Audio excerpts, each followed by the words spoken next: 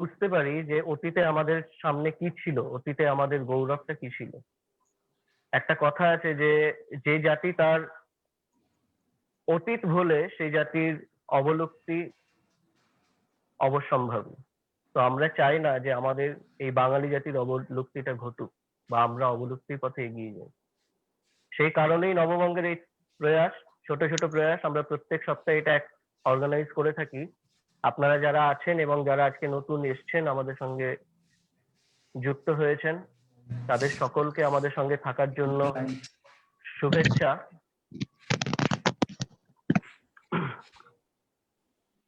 আমরা একটু সবার সাথে, মানে যারা আমাদের অডিয়েন্স আছেন, অডিয়েন্সের সাথে আমরা একটু মানে পরিচয় সারি।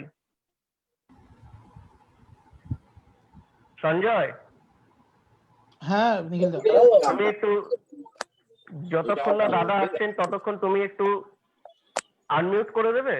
আমাদের এই তিনজন সোমেন দা জয়েন করেছে। করেছেন? আচ্ছা, হ্যাঁ ঠিক আছে।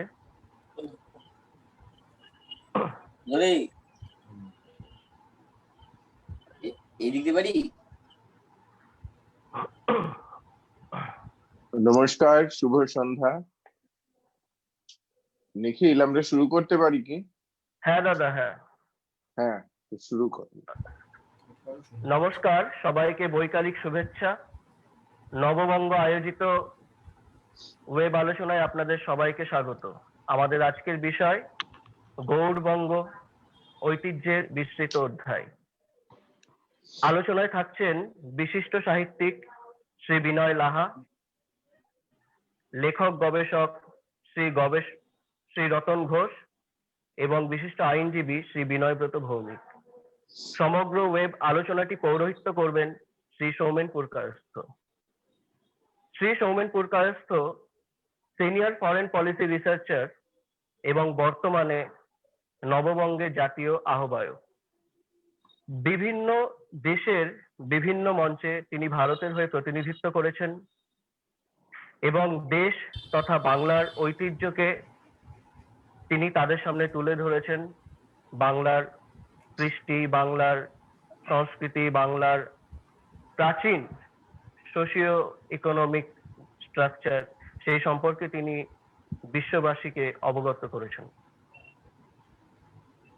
তিনি নববঙ্গ নামের এই মঞ্চ অবতারণা করে বাংলার যে ঐতিহ্য, বাংলার যে গরিমা, ঋত গৌরব, তা ফিরিয়ে আনার একটা চেষ্টা করছেন, একটা প্রয়াস চালাচ্ছেন। তার পাশে যারা বাংলার ভালো চান সেই সমস্ত মানুষ রয়েছেন।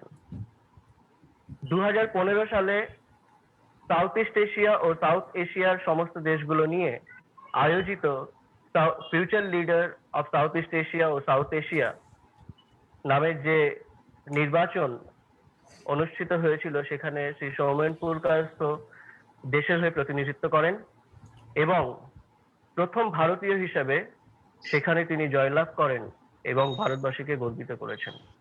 তাইওয়ানের ইউএন পার্লামেন্ট তাকে ক্যাম্প লিডার উপাধিতে ভূষিত করেছেন। আমরা আলোচনার মূল পর্বে ঢোকার আগে নববঙ্গের জাতীয় আহ্বায়ক শ্রী সৌমেন পুরকায়স্থকে কিছু বলার জন্য অনুরোধ করব।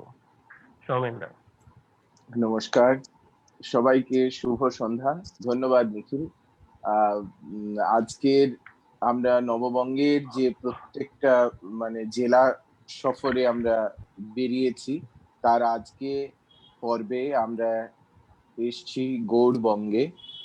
আমাদের তাই আজকের যে বিষয় সেটা হচ্ছে গৌড়বঙ্গ নিয়ে ঐতিহ্যের বিস্তৃত অধ্যায় গৌড়বঙ্গ।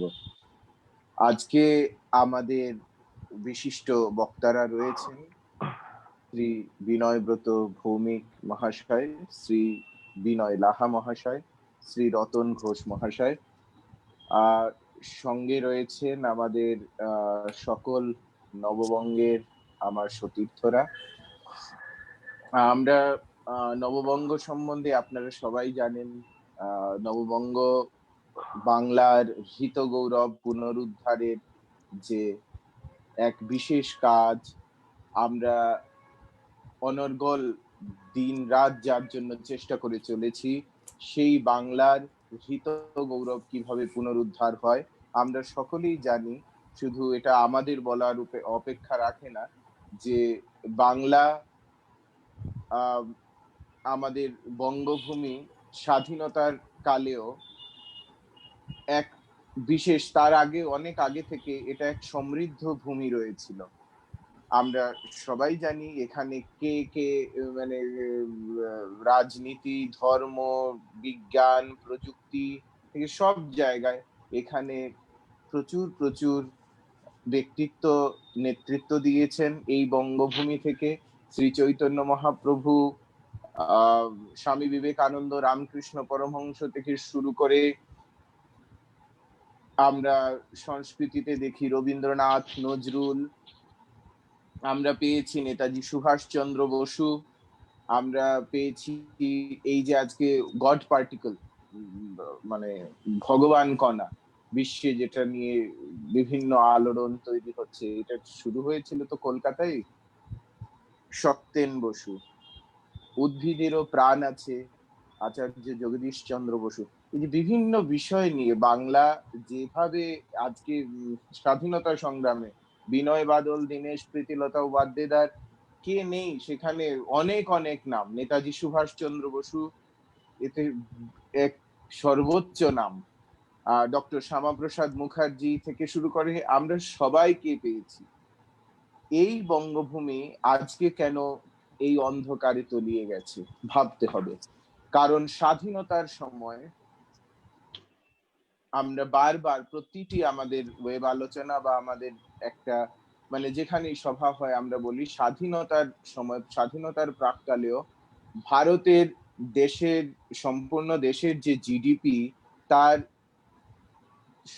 দ্বিতীয় সর্বোচ্চ যে যোগদান ছিল সেই রাজ্য হচ্ছে এই বঙ্গভূমি। আজকে সেটা একটা ঋণগ্রস্ত রাজ্য। প্রতিটি ব্যক্তির মাথায় ঋণ। কেন সেই এই অবস্থায় আমরা কি করে এলাম, কেন এলাম? কোথাও কি এতে আমরাও কোনো কোনো জিনিস খুব সহজভাবে নিয়ে নিয়েছিলাম যারা আমাদের সংস্কৃতি বদলে দিয়েছে প্রায় 34 বছরে, তারপর আরো এই 10 বছর আমরা এই জায়গায় চলে এসেছি। আজকে যে জায়গায় আমরা এসেছি সেখানে বাংলা থেকে মানে যে বাংলা বলিউড থেকে শুরু করে শিক্ষা, ভারতের আধুনিক ভারতের সর্বপ্রথম ইউনিভার্সিটি কলকাতা বিশ্ববিদ্যালয়, সেই কলকাতা বিশ্ববিদ্যালয় থেকে আজকে কিভাবে কি করে কতটা আগে যেভাবে বেরোতেন ডক্টর শ্যামাপ্রসাদ মুখার্জি যেখানে ভিসি ছিলেন, সেই কলকাতা বিশ্ববিদ্যালয়ের আজকের অবস্থা কি? এটার নাম্বার ওয়ানে আছে ভারতে, অনেক পিছিয়ে। তো সেই জায়গাগুলো কেন হয়েছে? শিক্ষার অবস্থা, আমরা কিছুদিন আগেই আমাদের বেশ কিছু প্রফেসর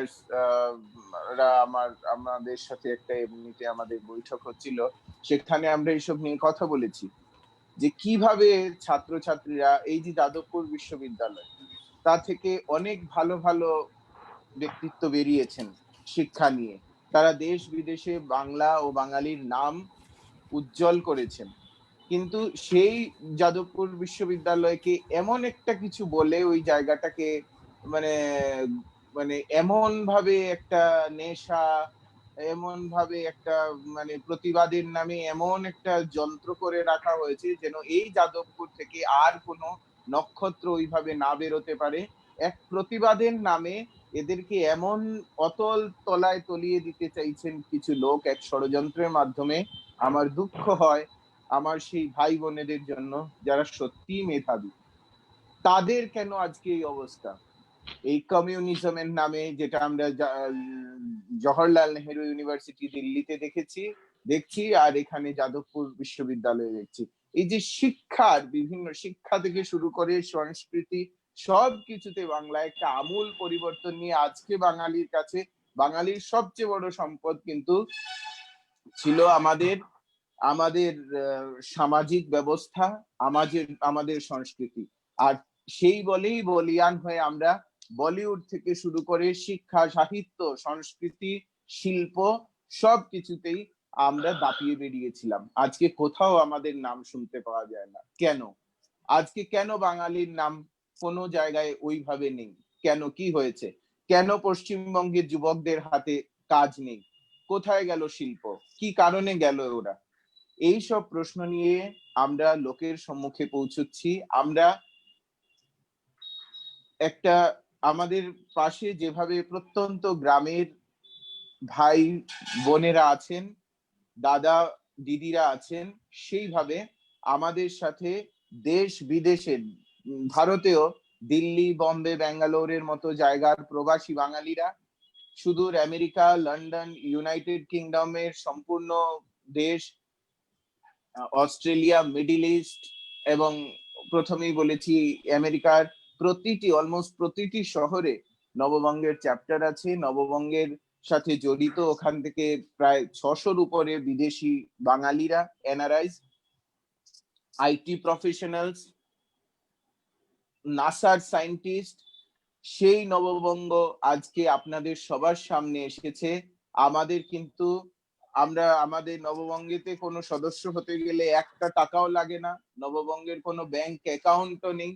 আমাদের সবচেয়ে বড় কথা হচ্ছে পশ্চিমবঙ্গের প্রতিটি ব্যক্তি আর যারা সত্যি বঙ্গভূমিকে ভালোবাসেন, এই ভূমির জন্য, এই যে আমরা জন্মগ্রহণ করেছি, এত বড় ঐতিহ্য আমরা পেয়েছি এই ভূমির, সেই বিবেকানন্দের মতো ব্যক্তি, সেই রামকৃষ্ণের মতো ব্যক্তি, সেই নেতাজির মতো ব্যক্তির যে নাম আমাদের সেই বাঙালি বলে আমাদের সাথে জড়িয়ে যায়, তার ঋণ তো আমরা জীবনেও শোধ করতে পারবো না। চলুন একটু এই ভূমির জন্য যদি আমরা কিছুটা সময় দিতে পারি।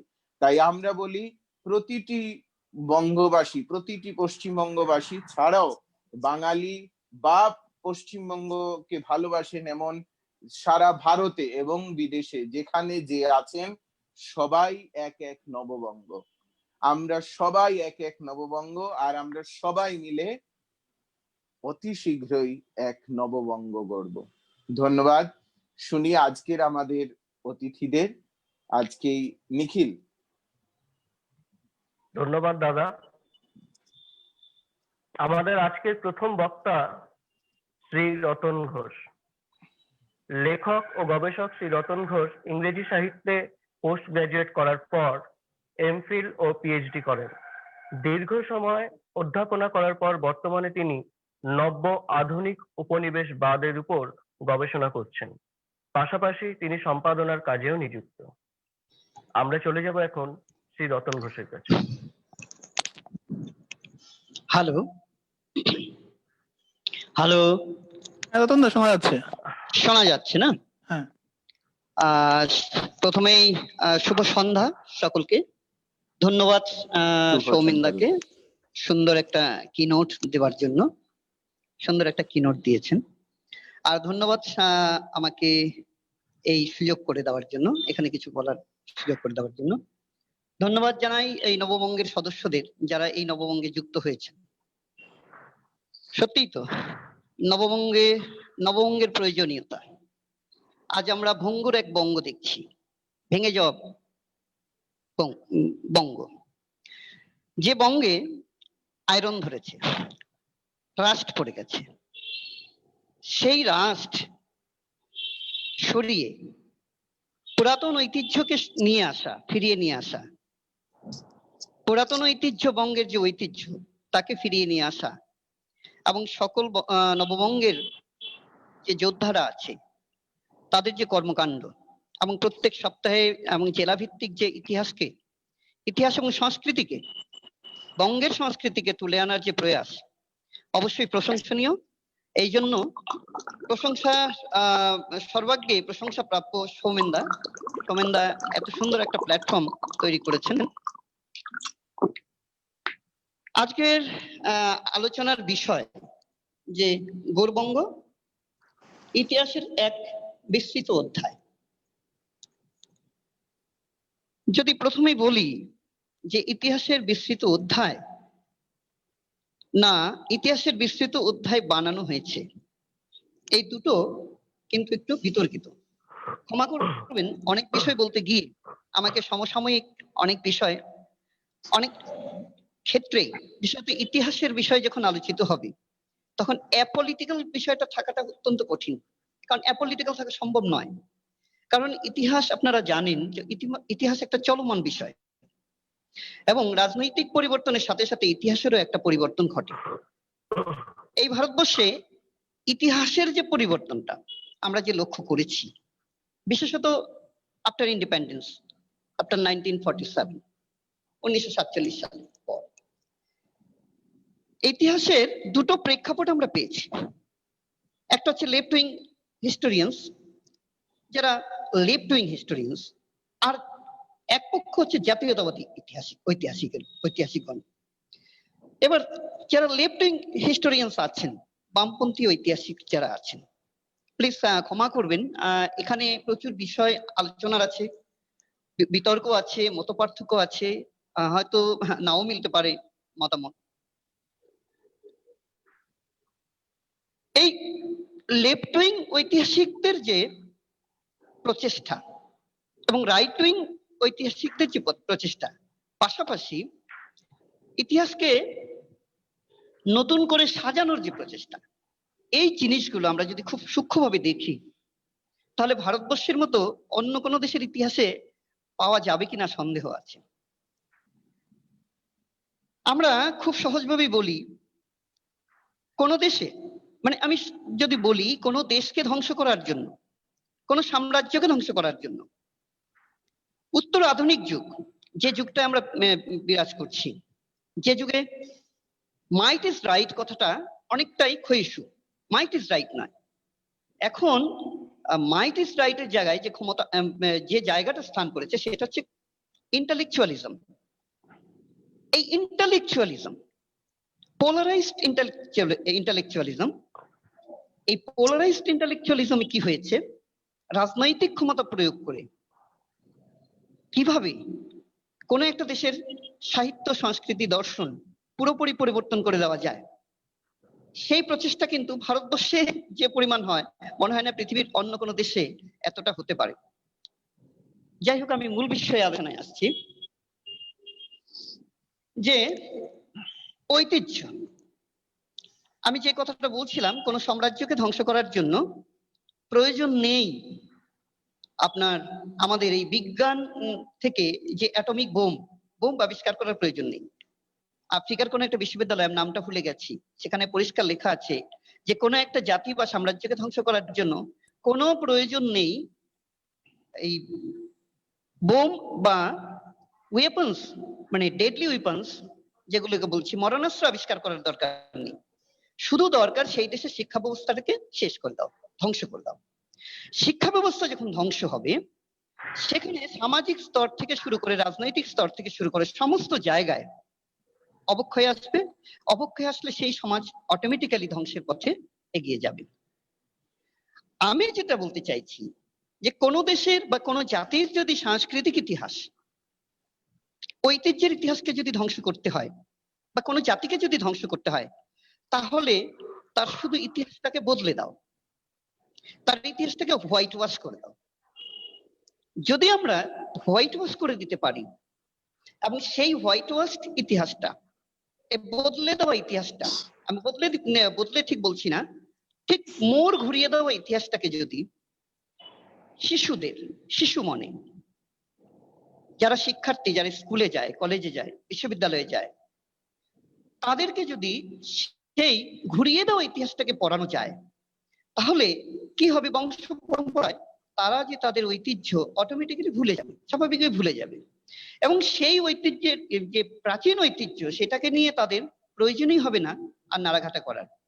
কারণ তাদেরকে যে জিনিসটা খাওয়ানো হলো বা খাওয়ানো হচ্ছে শিক্ষা প্রতিষ্ঠানের মাধ্যমে, শিক্ষক এবং শিক্ষার্থী সমন্বয়ের মাধ্যমে যে জিনিসটা তারা শিখলো, পরবর্তীকালে সেই বেড়াজাল থেকে বেরিয়ে আসতে পারবে আমার মনে হয় না।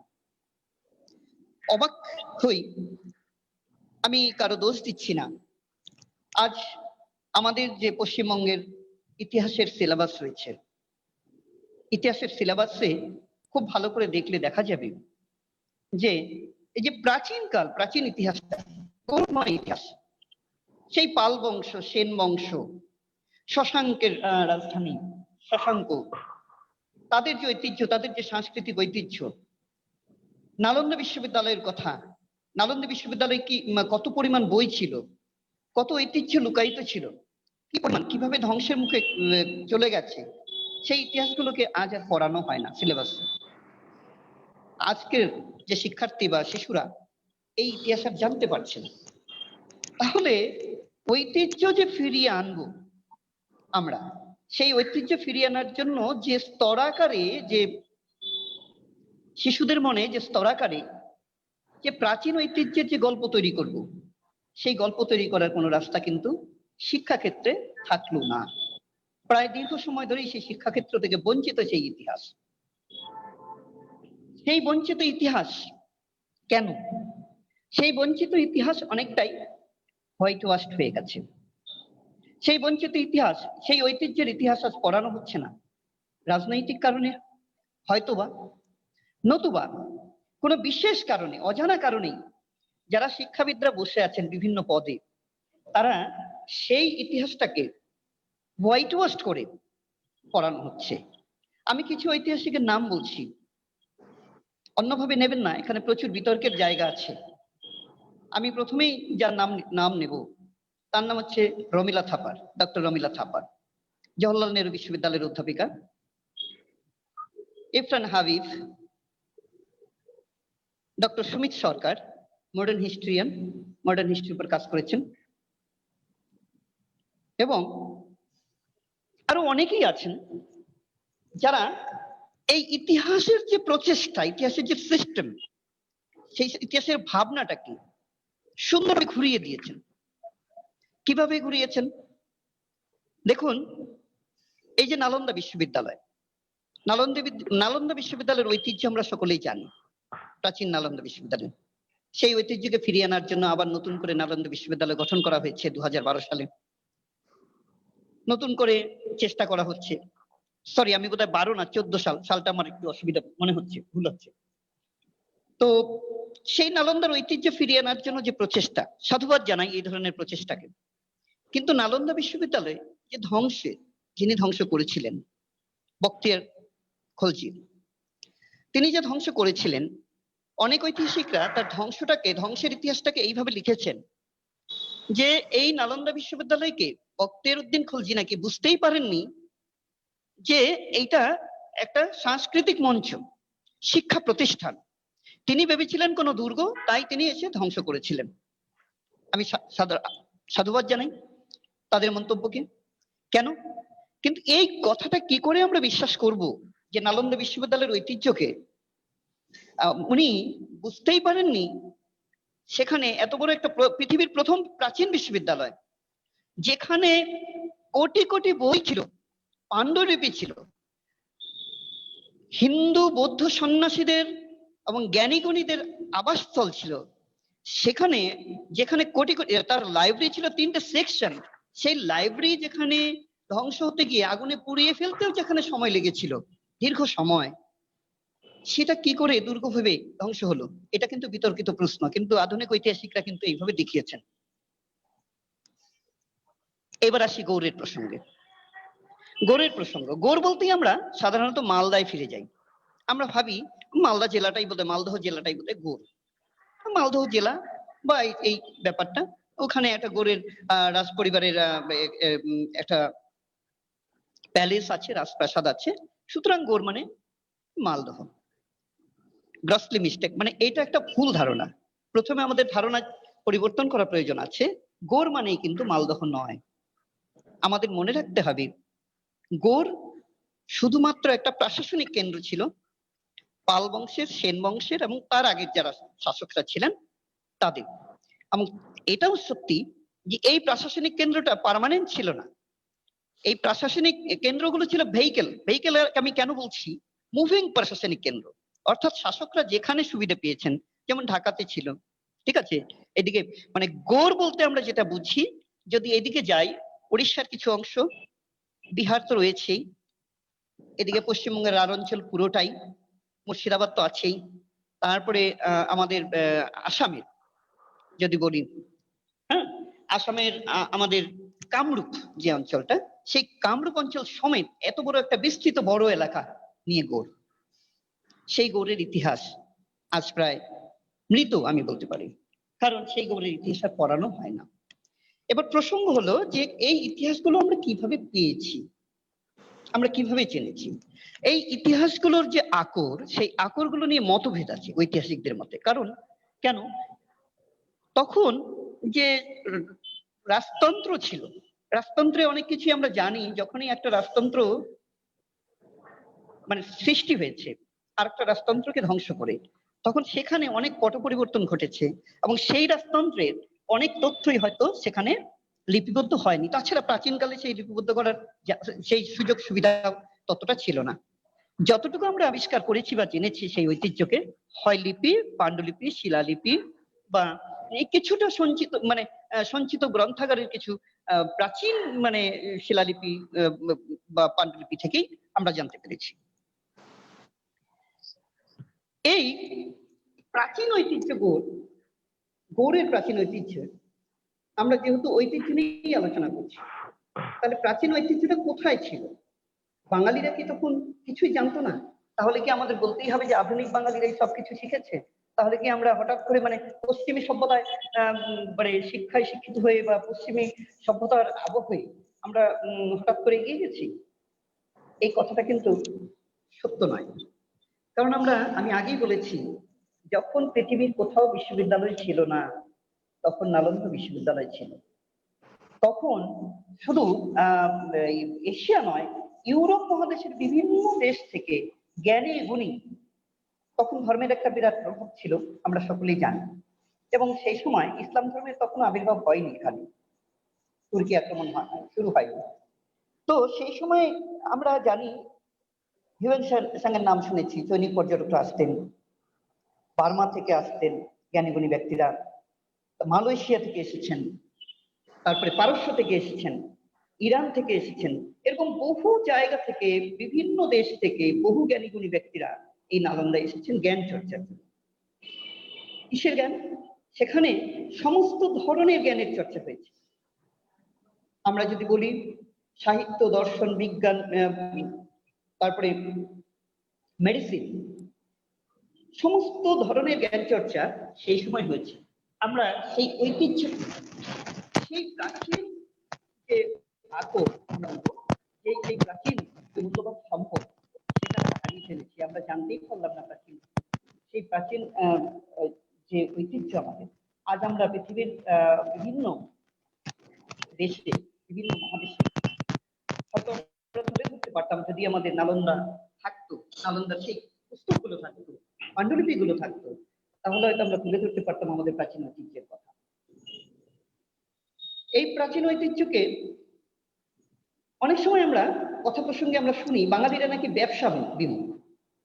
আমি কিন্তু মানে অ্যাকচুয়ালি আমার একটা অভ্যাস আছে, অনেক প্রচুর। আমি যদি এই জায়গায় ইতিহাসটা টানি, মানে ইতিহাসটা যদি টেনে নিয়ে আসি, পাল বংশ, সেন বংশ, তার আগের বংশ, শশাঙ্কের মানে শশাঙ্ককে টেনে আনলে সেটা বিস্তর একটা আলোচনা, বিরাট একটা আলোচনা, বিরাট একটা প্রেক্ষাপট আছে। আমি শুধু মূল বিষয়টা আমি চেষ্টা করছি আলোকপাত করার। এবার বিষয়টা হচ্ছে যে আমরা প্রায়শ শুনি যে বাঙালিরা নাকি ব্যবসা বিমুখ, বাঙালিরা ব্যবসা বোঝে না, ব্যবসার বিষয়ে এতটা উন্নত নয়, বাণিজ্যে উন্নত নয়। কিন্তু আমরা যদি প্রাচীন ঐতিহ্যকে দেখি ভালো করে, প্রাচীন গৌরবঙ্গের ইতিহাসকে যদি আমরা ভালো করে স্টাডি করি, তাহলে দেখব আমাদের প্রাচীন গৌরবঙ্গে যে বাণিজ্যিক ঐতিহ্য, সেটা অত্যন্ত অত্যন্ত প্রশংসার যোগ্য। আমরা প্রাচীন গৌরবঙ্গের বাণিজ্যিক ঐতিহ্য আমরা যদি বারবার ঘুরে দেখি আর কি, তাহলে আমরা প্রাচীন গৌরবঙ্গে কোথা থেকে বাণিজ্য করতে আসতো? চীন, জাপান, মালয়েশিয়া এবং প্রায় পৃথিবীর পারস্য, মানে পারস্য প্রায় পৃথিবীর বহু দেশ থেকে বাণিজ্যের জন্য এই প্রাচীন গৌরবঙ্গে কিন্তু আসে। এই প্রাচীন গৌরবঙ্গে তখন কিন্তু এই মানে তুর্কি আক্রমণের আগে পর্যন্ত প্রাচীন গৌরবঙ্গের সাথে কিন্তু প্রাচীন গৌরবঙ্গে তেমন কোনো সমস্যা ছিল না। একমাত্র সমস্যা ছিল দুটো জিনিসে আমরা জানি, একটা হচ্ছে বৌদ্ধ ধর্ম, আর একটা হচ্ছে শৈব ধর্ম, শিবের উপাসক যারা ছিলেন বা ব্রাহ্মণ। পাল সম্রাটগণ বৌদ্ধ ধর্মকে মানতেন, এবং সেই সময় বৌদ্ধ ধর্মের অনুগামী প্রচুর প্রচুর মানে কি বলবো প্রচুর বিহার তৈরি হয়েছে, এবং এই বৌদ্ধ ধর্মের স্বীকৃতি স্বরূপ বহু পার্বণ বাৎসরিক পার্বণগুলো আমরা যেগুলো দেখি, সেই পার্বণগুলো আজও আমাদের এই বিভিন্ন প্রদেশে, এই বঙ্গের বিভিন্ন প্রদেশে, বিশেষত মুর্শিদাবাদে, বীরভূমে, বিভিন্ন অঞ্চলে সেই পার্বণগুলো, যেমন নীল পুজো, বিভিন্ন পুজো পার্বণগুলো কিন্তু আজও রয়েছে। সেগুলো কিন্তু অ্যাকচুয়ালি হিন্দু ধর্মের নয়, সেগুলো বৌদ্ধ ধর্ম থেকেই নেওয়া হয়েছে।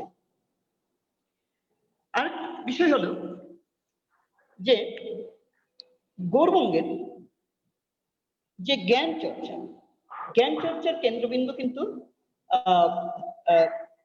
আমরা যদি বলি শুধুমাত্র এই গৌড়বঙ্গই ছিল না, অর্থাৎ গৌড়বঙ্গের যে জ্ঞান চর্চার কেন্দ্রবিন্দু সেটা গৌড়বঙ্গে আবদ্ধ ছিল না। এখানে জ্ঞান চর্চার কেন্দ্রবিন্দুগুলো বিভিন্ন জায়গায়, বিভিন্ন স্থানে, এদিকে পাটনা মানে আমাদের পাটলিপুত্র যেটাকে বলি, পাটলিপুত্র পাটনা থেকে শুরু করে, ঠিক আছে, আমাদের এদিকে বাংলাদেশ, এখন বর্তমানে বাংলাদেশ, তৎকালীন পূর্ববঙ্গ, সেই পূর্ববঙ্গের বহু মনীষীগণ এই গৌড়বঙ্গে আসতেন এবং জ্ঞান লাভের জন্য, জ্ঞান চর্চার জন্য আসতেন, এবং তারা জ্ঞান চর্চায় ব্রত হয়েছিলেন। এরপর আমরা যেটা দেখি, এই গৌড় শাসনকাল, গৌড়বঙ্গের ইতিহাস যদি দেখি, প্রায় দ্বাদশ শতাব্দী পর্যন্ত গৌড়বঙ্গের ইতিহাস ছিল। দ্বাদশ শতাব্দীর পর 1193 সালে যখন বখতিয়ার খলজি যখন গৌড়বঙ্গ আক্রমণ করলেন, ঠিক আছে, গৌড়বঙ্গ আক্রমণ করলেন, তখন আস্তে আস্তে ইসলামিক শাসনের প্রতিষ্ঠা। এই গৌড়বঙ্গের ইতিহাসকে আমরা ভাগ করতে পারি প্রাচীন বাংলায় আমরা কি পাচ্ছি? বৈদিক যুগ, বাংলার প্রাচীন জনপদ সমূহ, তার আবার বিভিন্ন নাম ছিল, বঙ্গ, পাণ্ডু, শুভ্র, অঙ্গ, হরিকেল, মৌর্য যুগ। তারপরে আমরা পাচ্ছি ধ্রুপদী বাংলার মধ্যে ধ্রুপদী যুগ আসলো, আমরা শশাঙ্ককে পেয়েছি, তারপরে পাল সাম্রাজ্য পেয়েছি, সাম্রাজ্যের যুগে সেন সাম্রাজ্য পেয়েছি, আর মধ্যযুগীয় বাংলায় আমরা ইসলামের আগমন, বাংলা সুলতানি, দেবরাজ্য, বখতিয়ার খলজি, রাজা গণেশ, জালালউদ্দিন, মোহাম্মদ শাহ হোসেন, সেই রাজবংশ। তারপরে আমরা যাদের পাচ্ছি সেটা হচ্ছে মুঘল যুগ। মুঘল যুগে আমরা এই গৌড়বঙ্গের মানে মসনদে আমরা পেয়েছি কন্দর্প রায়, প্রতাপাদিত্য, রাজা সীতারাম রায়, বাংলার নবাব, বারো ভূঁইয়াগণ সম্পর্কে আমরা জানি। বারো ভূঁইয়াগণ মুঘল শাসকের দ্বারা মানে ক্ষমতায়ন হয়েছিল, এবং রানী ভবানী। এরপরে আমরা কোম্পানি শাসনে আধুনিক বাংলায় চলে যাচ্ছি। আধুনিক বাংলায় আমরা যেটা পাচ্ছি, পলাশির যুদ্ধ, জমিদারি ব্যবস্থা, ৭৬ মন্বন্তর, অনেক ঘটনা, ব্রিটিশ রাজ, বাংলার নবজাগরণ, ব্রহ্ম সমাজ। তারপরে আমরা বিশিষ্ট মনীষীদের পেলাম, স্বামী বিবেকানন্দ, জগদীশচন্দ্র বসু ইত্যাদি। অর্থাৎ যুগের পরিবর্তন ক্রমান্বয়ে ঘটেছে, এবং আস্তে আস্তে যখন কোম্পানি শাসন এসেছে, ব্রিটিশ শাসন এসেছে, ব্রিটিশ শাসন আসার পরে আস্তে আস্তে কিন্তু এই গৌড়বঙ্গের শাসন ব্যবস্থাটাও আস্তে আস্তে কিন্তু একটা বিরাট পরিবর্তন হয়েছে। গৌড় বাংলার এককালীন রাজধানী, অধুনা ধ্বংসপ্রাপ্ত একটি নগর, যা বর্তমানে ভারত বাংলাদেশের সীমান্তবর্তী অঞ্চলে অবস্থিত। এর আদি নাম ছিল লক্ষণাবতী, অনেকে লক্ষণাবতী বলেন। এই দুর্গনগরীর অধিকাংশ এখন পড়েছে পশ্চিমবঙ্গের মালদা জেলা, আর কিছু অংশ পড়েছে বাংলাদেশের চাঁপাইগঞ্জ জেলা। এই গঙ্গা নদীর পারে এই গৌড়ের ধ্বংসাবশেষ, যদিও গঙ্গা থেকে অনেক দূরে, প্রায় 12 কিলোমিটার দক্ষিণে, এই ধ্বংসাবশেষ এখনো রয়েছে। অষ্টম থেকে দ্বাদশ শতাব্দী পর্যন্ত বৌদ্ধ যুগে পাল বংশ রাজাদের সময় থেকে বাংলার রাজধানী ছিল। অষ্টম থেকে দ্বাদশ শতাব্দী বৌদ্ধ যুগে পাল বংশের রাজাদের সময় থেকে বাংলা রাজধানী ছিল। আমি আগে বলেছি 1199 মতান্তরে 99 সালে মুসলমান শাসকরা গৌড় অধিকার করেন, এরপরে বাংলা রাজধানী এখানেই থেকে যায়। 1350 থেকে রাজধানী কিছুদিনের জন্য পান্ডুয়ায় স্থানান্তরিত হলে 1453 সালে আবার রাজধানী ফিরে আসে গৌড়ের নামকরণ করা হয় জান্নাতাবাদ, অর্থাৎ গৌড়ের নতুন নামকরণ করা হয় জান্নাতাবাদ।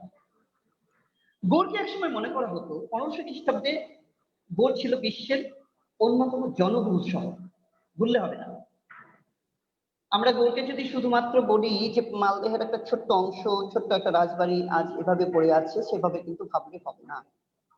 আমি গৌড়ে নিজেও গিয়েছি, আমি দেখেছি। কিন্তু গৌড়কে যদি আমরা ঠিকভাবে দেখি, মানে তার ইতিহাস যদি জানি, তাহলে তার ইতিহাস কিন্তু অনেক সুদূর প্রসারী। এবং এই গৌড় জনবহুল শহর ভাবতে হয়।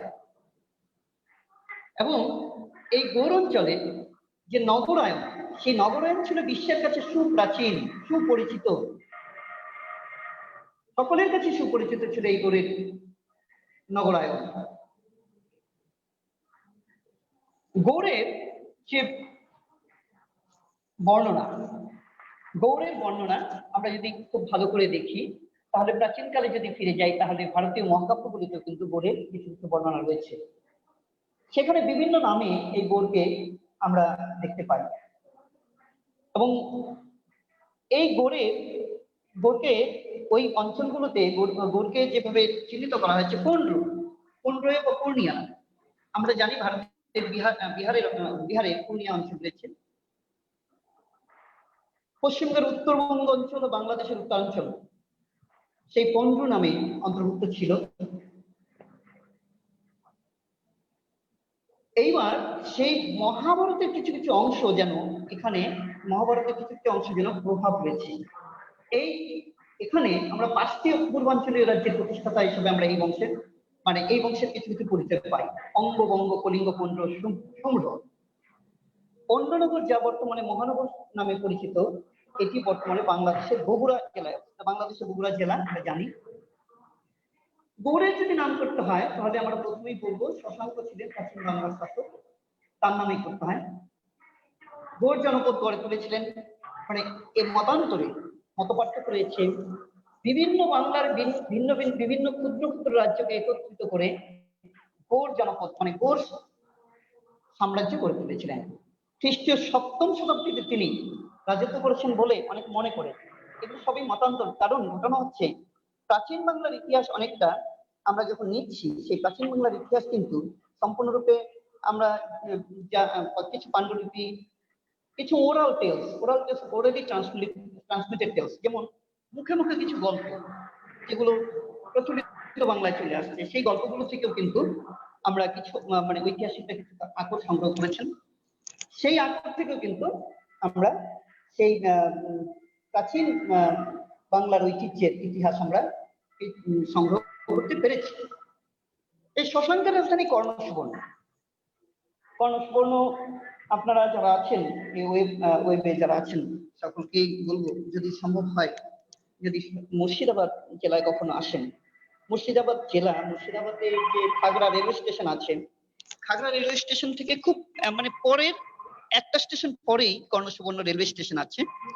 সেই রেলওয়ে স্টেশন থেকে হাঁটা পথেই যদি আপনারা সম্ভব হয় একবার কর্ণসুবর্ণ দেখে আসবেন। কর্ণসুবর্ণে সেই শশাঙ্কের রাজধানীর প্রাচীন ঐতিহ্য এখনো কিছু কিছু জায়গায় হয়েছে, কিন্তু দুঃখের বিষয় হলো সেই কর্ণসুবর্ণ নিয়ে ভারতীয় যে আর্কিওলজিক্যাল যে ডিপার্টমেন্ট, তারা মনে হয় খুব একটা কাজ করেননি বা আগ্রহ দেখাননি। তাহলে না হলে এই কর্ণসুবর্ণের অনেক কিছুই, অনেক ইতিহাসের সাক্ষ্য আছে। সেই কর্ণসুবর্ণকে আমরা কিন্তু নতুন করে ভাবতে পারি এবং দেখতেও পারি, সেই প্রাচীন বাংলার ইতিহাসকে জানার জন্য, ঐতিহ্যকে জানার জন্য। তারপরে শশাঙ্কের যে রাজত্বকাল, সেই রাজধানী শুধুমাত্র এই বাংলার মধ্যে আবদ্ধ ছিল সেটা আমরা বলতে পারি না। উড়িষ্যাতেও ছিল, উড়িষ্যা ছিল। তারপরে শশাঙ্কর পরে কামরূপেও ছিল রাজা ভাস্কর বর্ধন। এবং এইগুলো সম্পূর্ণই হচ্ছে বিতর্কিত বিষয় এবং সম্পূর্ণই আবিষ্কৃত হয়েছে শশাঙ্কের উৎকীর্ণ স্বর্ণ ও রূপ মুদ্রার মাধ্যমে। যাই হোক, এই গৌরবঙ্গের ইতিহাস যদি আমরা জানতে চাই বা জানতে হয়, তাহলে আমাদের পাল বংশকে জানতেই হবে। পাল সম্রাটরা ছিলেন, তারপরে সেন সম্রাটরা এসেছিলেন। পাল সম্রাটরা এবং সেন সম্রাটরা কিভাবে বৌদ্ধ ধর্ম এবং হিন্দু ধর্মের বিকাশ ঘটিয়েছিলেন, পৌরোহিত্য করেছিলেন, এবং সেই যুগে বৌদ্ধ পণ্ডিতরা কিভাবে স্বর্ণযুগের সাক্ষ্য রেখেছিলেন। পাল যুগের বিশিষ্ট বৌদ্ধ পণ্ডিতরা যেমন ছিলেন অতীশ দীপঙ্কর, বরাহ, তিরোপা, বিমল মিত্র, দানশ্রী, জিন মিত্র, জ্ঞানশ্রী মিত্র, মঞ্জু ঘোষ, মুক্তি মিত্র, পদ্মনাভ, ঠিক আছে, সম্ভব বজ্র, শান্তরক্ষে ক্ষীণ ভদ্র, সুগত শ্রেয় বিরচন। আমরা এইসব মহান ব্যক্তিরা যারা আজ ইতিহাসের পাতায় বর্জিত, যাদেরকে আজ ইতিহাসের পাতায় পড়ানো হয় না, আমাদের শিশুরা জানতে পারে না, শিক্ষার্থীরা জানতে পারে না। অনেকেরই প্রশ্ন আসতে পারে, এগুলো আমাদের জেনে কি হবে? এই প্রাচীন ইতিহাস জেনে তো আমাদের লাভ নেই। আমি মনে করি ইতিহাসের শেকড়টা যদি কেটে ফেলা হয়, তাহলে সেই জাতির পুরো শেকড়টাই আমরা কেটে ফেলি। ইতিহাসের রতন শেকড়টা, বাবু, হ্যাঁ রতন বাবু, হ্যালো, বলছি আমাদের আরো বক্তা রয়েছেন। হ্যাঁ, আমি শেষ করছি। হ্যাঁ। তো এই ইতিহাসের শেকড় আমরা কোনোভাবেই, যে কোনো কারণেই হোক, স্বাধীনতার পরবর্তী যুগে 1947 এর পরে বিভিন্ন মতাদর্শে বা বিভিন্ন মতবাদে আমরা বলিয়ান হয়ে আমরা কিন্তু সেই ইতিহাসকে হোয়াইট ওয়াশ করেছি। সেই হোয়াইট ওয়াশ ইতিহাস জানি না কতদিন চলবে। আর পশ্চিমবঙ্গের ক্ষেত্রে আমি যেটা বলবো, এই পশ্চিমবঙ্গে এই ইতিহাস আজ সত্যি বিস্তৃত পড়ানো হয় না শিশুদের। যদি সেটাকে সঠিকভাবে পড়ানো হয়, অনেক ক্ষেত্রেই আমরা প্রাচীন ঐতিহ্যকে, বাঙালির ঐতিহ্যকে বিশেষভাবে আমরা জানতে পারবো। ধন্যবাদ। এই কথা বলেই আমি আমার বক্তব্য রাখছি। আরো বক্তা রয়েছেন। ধন্যবাদ সকলকে। ধন্যবাদ সৌমেনদাকে।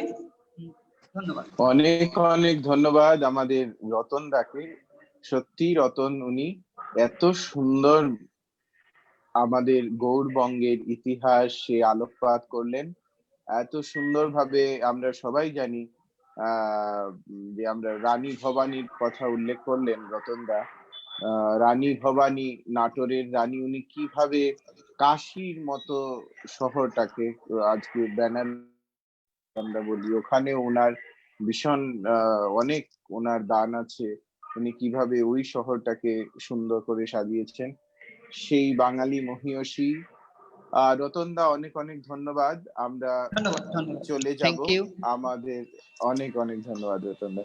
চলে যাব আমাদের পরবর্তী বক্তাদের কাছে। নিখিল। ধন্যবাদ দাদা। আমাদের পরবর্তী বক্তা ডক্টর বিনয় ব্রত ভৌমিক। শিক্ষা জীবনে এম.ফার্মা ডিগ্রি প্রাপ্ত ডক্টর বিনয় ব্রত ভৌমিক ন্যানো মেডিসিন নিয়ে পিএইচডি করেছেন। তিনি ভারত সরকারের স্বাস্থ্য ও পরিবার কল্যাণ দপ্তরের সিনিয়র রিসার্চ ফেলো।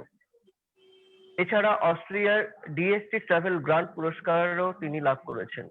পাশাপাশি আইনের ডিগ্রি লাভ করার পর তিনি এখন আইনি কর্মক্ষেত্রের সঙ্গেই যুক্ত। গৌড়বঙ্গের প্রাচীন আয়ুর্বেদিক চিকিৎসা সম্পর্কে তিনি আজ আমাদের এখানে কিছু আলোকপাত করবেন। বিনয় বাবু। নমস্কার। বিনয় ব্রত বাবু, শুনতে পাচ্ছেন? আমি অডিবল? একদম শোনা যাচ্ছে। হ্যাঁ, থ্যাংক ইউ। নমস্কার।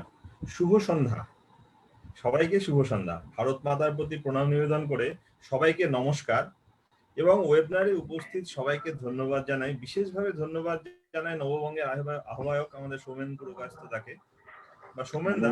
সত্যি এই প্রয়াস যে গৌড়বঙ্গ এক ঐতিহ্যের বিস্তৃত অধ্যায় নামক প্রয়াস যেটা আপনি করেছেন, যেখানে গৌড়বঙ্গের ইতিহাস সম্পর্কে মানুষ সত্যি ততটা অবগত নয়, সেখানে আপনার যে এই প্রয়াস এই গৌড়বঙ্গের স্বর্ণিম ইতিহাসকে তুলে ধরার জন্য, তার জন্য আপনাকে সত্যি ধন্যবাদ জানাই। এবং তার সাথে আরো একটু ধন্যবাদ জানাই আমার সহবক্তাদের। আমার পূর্ববর্তী বক্তা সম্মানীয় রতন খুব সুন্দরভাবে আলোচনা করলেন। আমার কনসেপ্টটা ছিল খালি ডিস্ট্রিক্ট ওয়াইজ আলোচনা করার, সেই জন্য আমি বোধহয় একটু কতগুলো জায়গা মিস করে গেছি। বাট মনে হলো যেন এরপরে আবার পরবর্তীতে যদি সম্ভব হয় আরো এটাকে বিস্তৃত আলোচনা করার জায়গা রইলো আর কি, জায়গা আপনারাই করে দিলেন। এবং সবশেষে সব ছাত্রের ধন্যবাদ এবং কৃতজ্ঞতা জানাই আপনাদের সবাইকে আমাকে এই বক্তব্য করে দেওয়ার সুযোগ করে দেওয়ার জন্য। এবার চলে আসি আমার বক্তব্যে। গৌড়বঙ্গের ডেভেলপমেন্টটাই যেখানে মেইন এইম, যদি বা কোনোভাবে আমরা সেটাকে কন্ট্রিবিউট করতে পারি জিডিপি ওয়াইজ, যেটা সৌমেনদা বলছিলেন বারবার করে, সার্থক জন্ম মাগো, জন্মেছি এই দেশে, তখনই আমরা এই কথাটা বলতে পারবো অ্যাকচুয়ালি। তা আমার টপিক ডাইরেক্টলি যা আলোচনা হয়েছিল সেটা হলো গৌড়বঙ্গের আয়ুর্বেদিক প্র্যাকটিস, স্পেসিফিক্যালি আয়ুর্বেদিক প্র্যাকটিসের ইতিহাস এবং উদ্ভিদের, আমাদের এখানে যে অ্যাভেলেবেল ভেষজ উদ্ভিদের প্রাচীন এবং আধুনিক ব্যবহার, বর্তমান আত্মনির্ভর ভারতের প্রেক্ষাপটে গৌরবঙ্গের নির্ভরতার সুস্পষ্ট প্রতিশ্রুতি আমরা এই আলোচনার মধ্যে তুলে ধরার চেষ্টা করব, জানি না কতটুকু পেরে উঠব। একটু আমি বলে রাখি এই প্রেক্ষাপটে গৌরবঙ্গ উৎপন্ন, আমাদের এই মাটিতে উৎপন্ন অবহেলিত সোনা বা ভেষজ রপ্তানির মধ্য দিয়ে আমরা সহজেই আত্মনির্ভর হতেই পারি, এবং এমএসএমই এই ব্যাপারটাতে আমাদের ভীষণভাবে সাহায্য করতে পারে। বেসিক্যালি যাদবপুর ইউনিভার্সিটি বা কলকাতা বিশ্ববিদ্যালয়ে ভেষজ পড়াশোনা এবং গবেষণার সুবাদে আমার ভেষজ সম্বন্ধে কিঞ্চিত জ্ঞান লাভের সুযোগ হয়, এবং সে সুযোগ হয় ওই senior research fellow national institute of Ayurveda এখানে কিছু কাজ করার জন্য। খুব সামান্য জ্ঞান হলেও একটা জায়গায় আমি বুঝতে পেরেছি যে কিছু জার্নাল, যেমন Indian journal of history of science, basically history আমার কোনোদিনই সাবজেক্ট না, মানে এই হিস্ট্রিটা একটু ভয়ই পেতাম, কিন্তু হঠাৎ করে যখন এই আলোচনাটা আমি আর সেই লোভ সামলাতে পারলাম না, যখন আমাকে আয়ুর্বেদ নিয়ে আয়ুর্বেদিক ইতিহাস সম্বন্ধে গৌরবঙ্গের স্পেসিফিক্যালি মানে ইতিহাস সম্বন্ধে বলতে বলা হলো, মানে আমার মনে হয় যেন এনশিয়েন্ট ইন্ডিয়ান মেডিসিন বা মেডিকেল ট্র্যাডিশন অর্থাৎ Ayurveda is perhaps the longest unbroken healthcare system in the world. 12 শতাব্দী হতে ইউনানি অথবা গ্রিকো অ্যারাবিয়ান ট্র্যাডিশনের সাথে সাথে সযত্নে লালিত পালিত হওয়া আয়ুর্বেদ হলো হিন্দু সভ্যতা ও সংস্কৃতির এক বরদান, যা সমগ্র পৃথিবীকে ভারতবর্ষ দিয়ে এসেছে। তেমনি গৌরবঙ্গের প্রাকৃতিক ভেষজ সম্পদও আরেক বরদান, যেটা আমরা এখনো এক্সপ্লোর করার প্রচুর সুযোগ রয়েছে। সেগুলোকে রপ্তানির মাধ্যমে, ভ্যালু এডিশনের মাধ্যমে, মানে তার যে স্কোপস, আনলিমিটেড স্কোপস, মানে sky is only the limit. সাম্প্রতিক যদি একটু দেখি করোনা বা কোভিড-19 মোকাবেলায় অ্যালোপ্যাথি তো একেবারেই totally fade, except few business, nursing home, private hospitals, laboratories for money making, nothing else. রাজ্যের হসপিটালের অবস্থা তথৈবচ। ডাক্তার এবং স্বাস্থ্যকর্মীদের আর কিছুই করার ছিল না, কি বা করার ছিল, কি বা করতে পারতেন? ইনফ্রাস্ট্রাকচার এতটাই পুরো, এতটাই করাপশন। সেখানে আমাদের রেগুলার যে অভ্যাসগুলো, আমরা যেমন হাত পা ধোয়া ছোটবেলা থেকে করে এসেছি, সন্ধ্যাবেলা বাড়িতে ঢুকলে মন্দিরে যেতে হতো, মন্দিরে যাওয়ার আগে হাত পা ধুয়ে যেতে হতো, সেটা এখন একটু সফিস্টিকেট ভাবে আমরা সাবান দিয়ে হাত পা ধুচ্ছি, সাবান দিয়ে হাত পা 20 সেকেন্ডস দিয়ে হাত পা ধোয়া শেখাচ্ছি। কিন্তু আমরা, মানে আমাদের হিন্দু সভ্যতা বহু প্রাচীন, আমরা জানি না কবে থেকে আমরা এটা আমাদের অজান্তেই আমরা প্র্যাকটিসই করে আসছি। এবং তার সাথে বিভিন্ন হার্বাল ঔষধি, যেমন আমি পার্টিকুলারলি কিছু হিন্দু সংগঠন বাড়ি বাড়ি গিয়ে। বিনয় বাবু, আপনার মাইক্রোফোনটা একটু মুখের পাশে নিলে খুব ভালো হয়, খুব ইন্টারেস্টিং বলছেন। ধন্যবাদ। শোনা যাচ্ছে? একদম। আচ্ছা আচ্ছা। মানে আমি দেখেছি, মানে এই মানে কোভিড এর মধ্যে কিছু হিন্দু সংগঠন আমরা কারা বাড়ি বাড়ি গিয়ে বিতরণ করেছেন তারা, মানে, এবং তার জন্য মানে আমি সত্যি গর্বিত। তাহলে এটাও বলা যায় যে Hindu ways of lifestyle is the most scientific lifestyle world wide. সে যতই হাত করি আর যতই নমস্কার করি, নমো is the ultimate ways of life. হ্যাঁ, সোশ্যাল ডিস্টেন্সও মেনটেন হচ্ছে, এভরিথিং, এভরি অ্যাসপেক্টে আমরা very scientific since our inception. এবং হার্বস এর মধ্যে যেগুলো আমরা খুব কমন ইউজ করি, যেমন গুরুচি বা গুলঞ্চ, আদা, লেবু, তুলসী পাতা, মুনাক্কা বা কিশমিশ, দারচিনি এবং অন্যান্য সব মশলাপাতি, যেগুলো ইমিউনো মডুলেটর এবং ইমিউনো বুস্টার, যেগুলো বহু প্রাচীন কাল থেকে গৌরবঙ্গ সহ পুরো ভারতে আমরা ব্যবহার করতে অভ্যস্ত। সেই জন্যই কিন্তু ডেথ রেট আজকে 2% এর অনেক নিচে, যেখানে first world country France, America 10% এর উপরে তাদের ডেথ রেট। এবং তারপর নাকি আবার তারা ক্লেম করছেন তারা বিশ্বের সর্বশক্তিমান, সর্বশ্রেষ্ঠ, সবচেয়ে মেডিকেলি ইকুইপড জাতি। ধন্য আমি ভারতীয়, গর্বিত আমি ভারতীয়, বারবার যেন এই গৌরবঙ্গে জন্মগ্রহণ করি এবং সেবা করার সুযোগ পাই। এবার একটু হিস্ট্রি, মানে আমি হিস্ট্রিটা পুরোটা আমি কালেক্ট করতে পারিনি এবং পূর্ববর্তী বক্তা আরো এরিয়াটাকে আমাকে ডিফাইন করে দিলেন। এটা গৌড়টা পুরো ওড়িশা, বঙ্গ, কামরূপ, নালন্দা, পাটলিপুত্র, বাংলাদেশ অনেকটা বড় জায়গা জুড়ে জড়িত ছিল। সেখানে আমি তো প্রচুর আয়ুর্বেদাচার্য এবং তাদের গবেষণা প্রচুর পেয়েছি, কিন্তু আমি সবগুলো সংগ্রহ করতে পারিনি। কিছু যা আমি ভেবেছি যে হ্যাঁ, মালদা, বালুরঘাট, দক্ষিণ দিনাজপুর, উত্তর দিনাজপুর এই জায়গাটুকুর মধ্যেই কনসেন্ট্রেট করার চেষ্টা করেছি আমি। তা আমি দেখেছি we are living in the treasures as earlier we were. যেমন একটু আমি বলি একটু ইতিহাস সম্বন্ধে, এখানকার মানে আয়ুর্বেদের ইতিহাস সম্বন্ধে।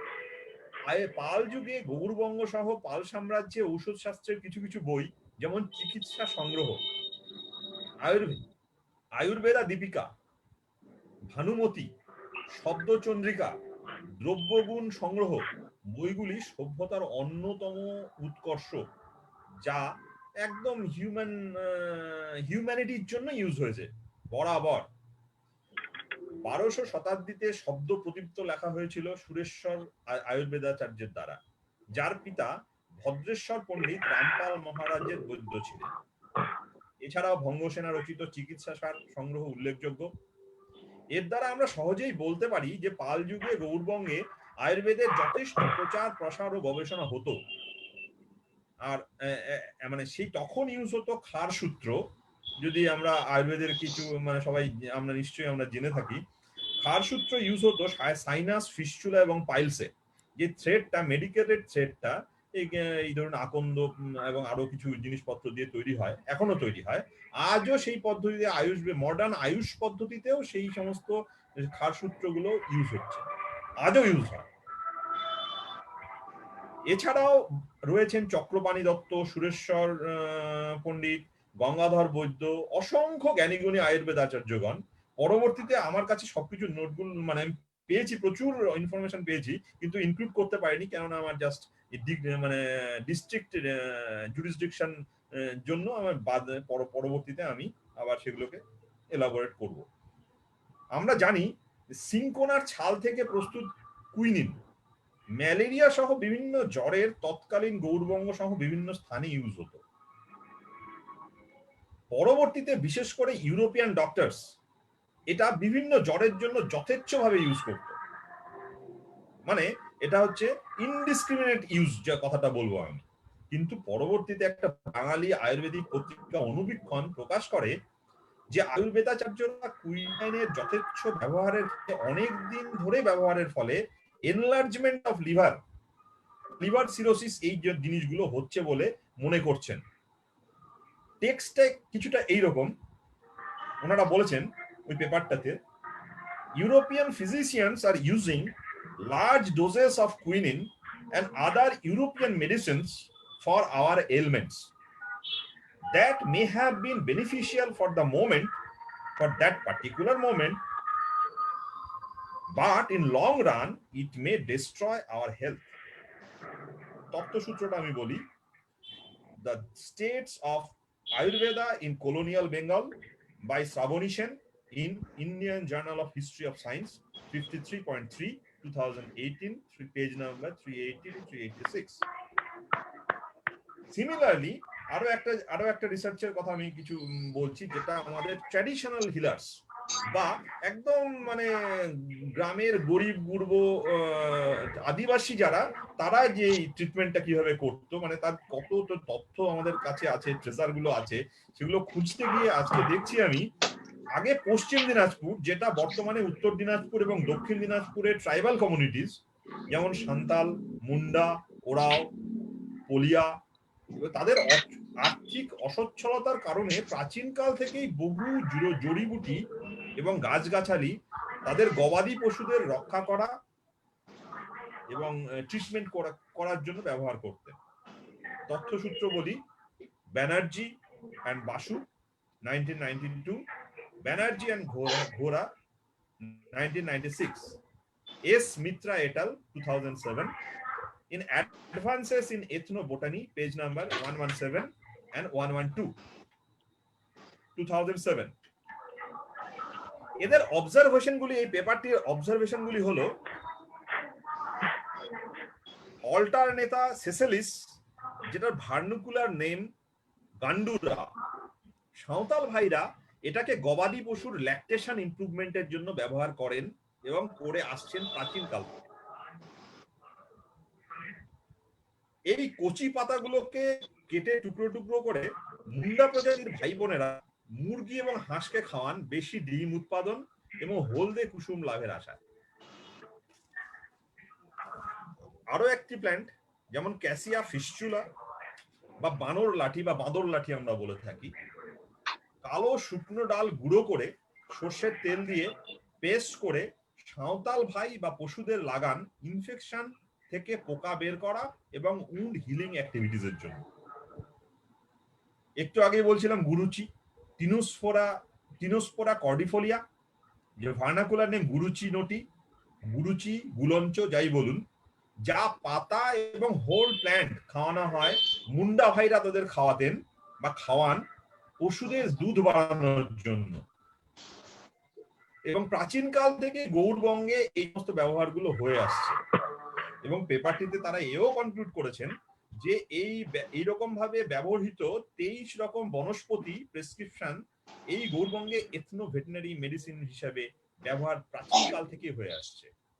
আর এই প্রয়োগগুলি মজা না, এই প্রয়োগগুলি ভীষণ effective, highly effective, with no side effects or very minimal side effects. আরো একটি পেপারের কথা বলি এবার, Tulika Talukdar and Dibyendu Talukdar et al in Indian Journal of Natural Products and Resources, Volume 4, 1, March 2013, page number 108 to 118.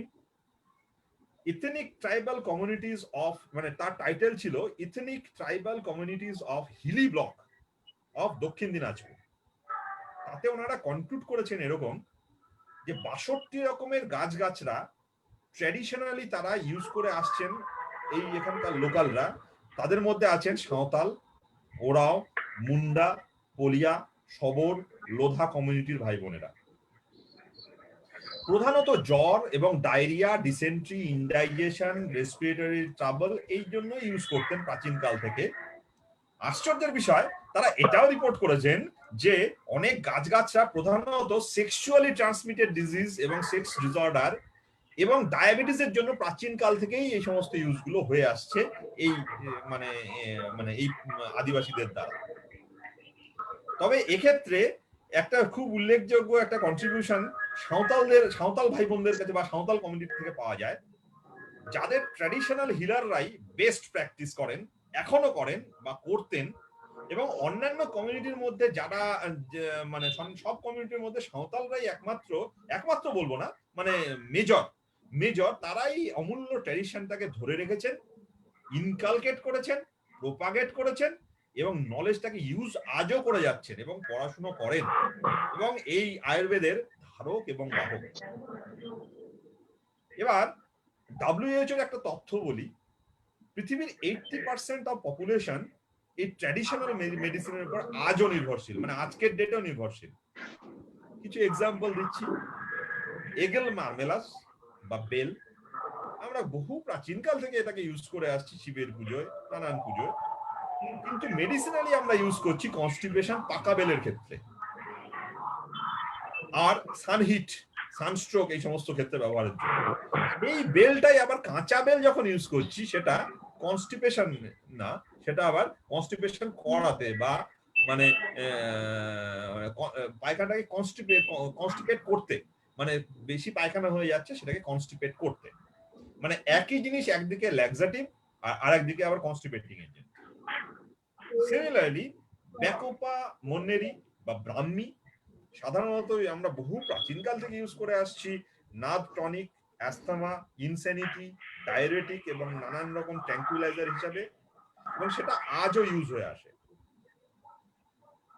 আরো কিছু আমাদের এখানকার সম্পদ যেমন কসিয়া আঙ্গুস্টিফোলিয়া বা সোনা পাতা ডায়াবেটিক কন্ট্রোলে ইউজ হয়, ক্লিটোরিয়া টার্নিয়া, অপরাজিতা ক্রনিক ব্রঙ্কাইটিসে ইউজ হয়, ইউরিক অ্যাসিড রিডাকশন আমি নিজে করেছি, না আমি নিজে ফল পেয়েছি তার সাথে ভুঁই আমলার কম্বিনেশনে।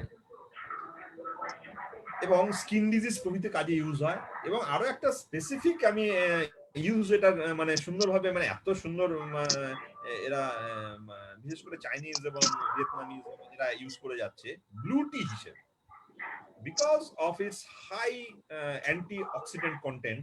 এটা খুব ক্যান্সার, অ্যান্টি ক্যান্সার প্রপার্টিজ আছে, নানান রকম অ্যাক্টিভিটির জন্য এই ব্লু টিটা ইউজ করে।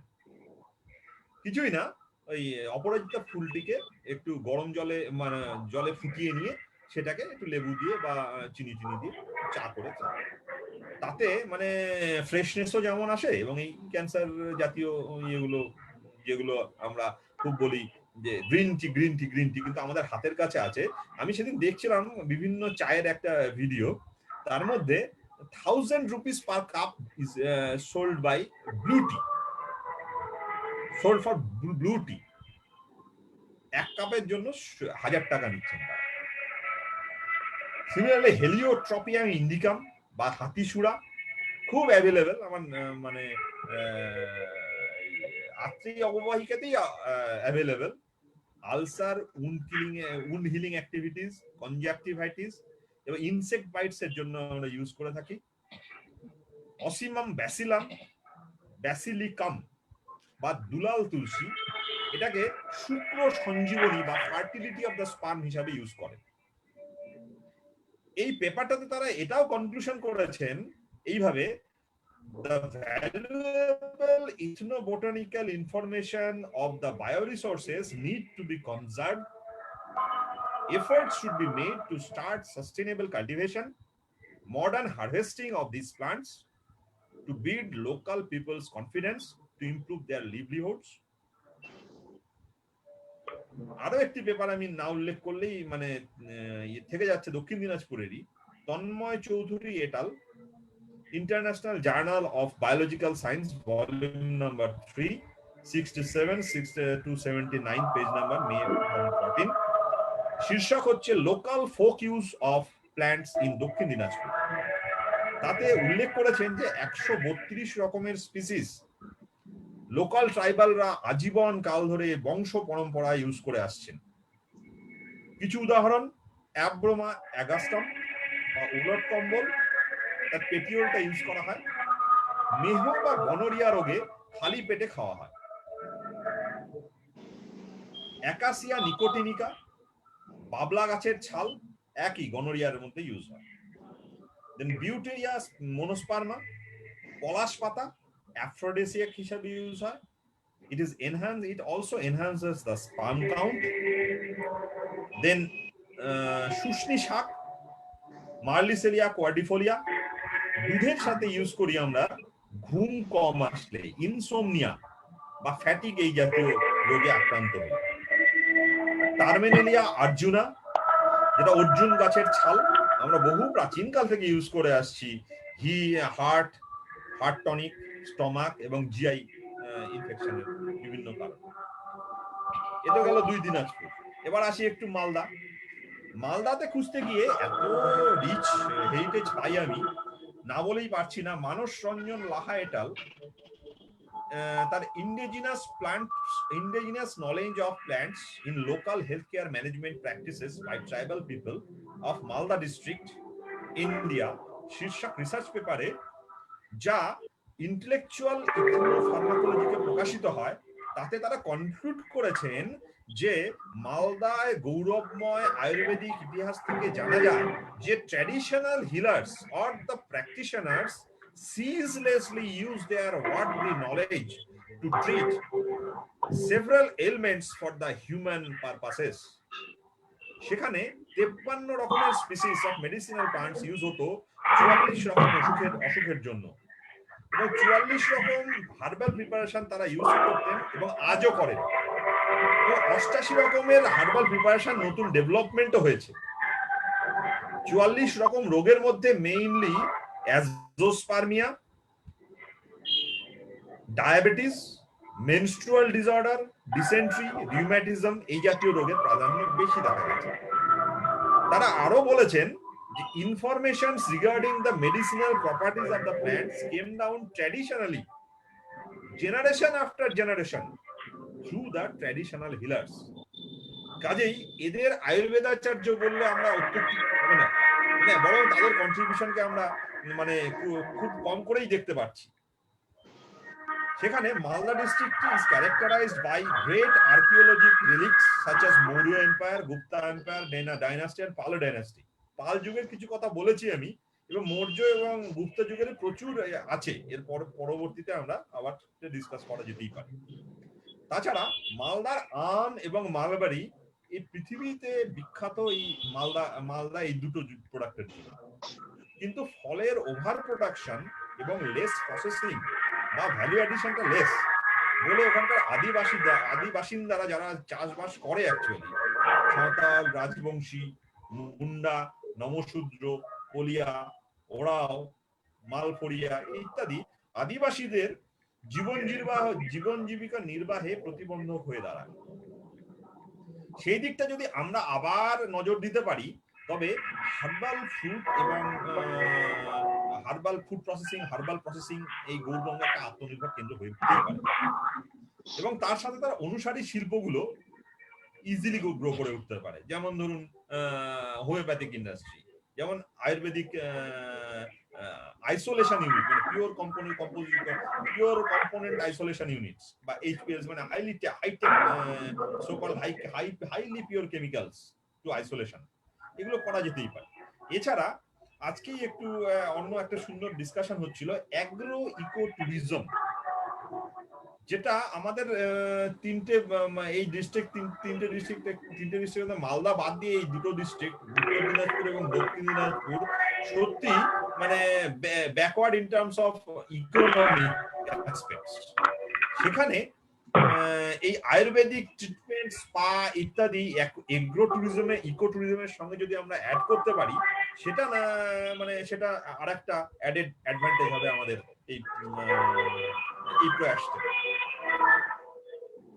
এবার একটু একটা জায়গায় আসি, আমরা যেমন ইউজ করছি আধা তোদা ভ্যাসিকা বা বাসক পাতা, ছাল, শিকড় সবই আমরা ইউআরটিআই বা আপার রেসপিরেটরি ট্র্যাক্ট ইনফেকশনে লাং বা রেসপিরেটরি ট্র্যাক্ট অ্যান্টি স্প্যাজমোডিক এক্সপেক্টরেন্ট হিসাবে ইভেন করোনাতে ইউজ করতে বলছিও, মানে আমাদের ইয়েও বলেছে, মানে আয়ুষ মন্ত্রণালয়ও বলেছে কোনো জায়গায় ইউজ করতে। ক্রনিক ব্রঙ্কাইটিস, আদার রেসপিরেটরি কন্ডিশনস এর জন্য তো ইউজ হয় বহু বছর থেকে।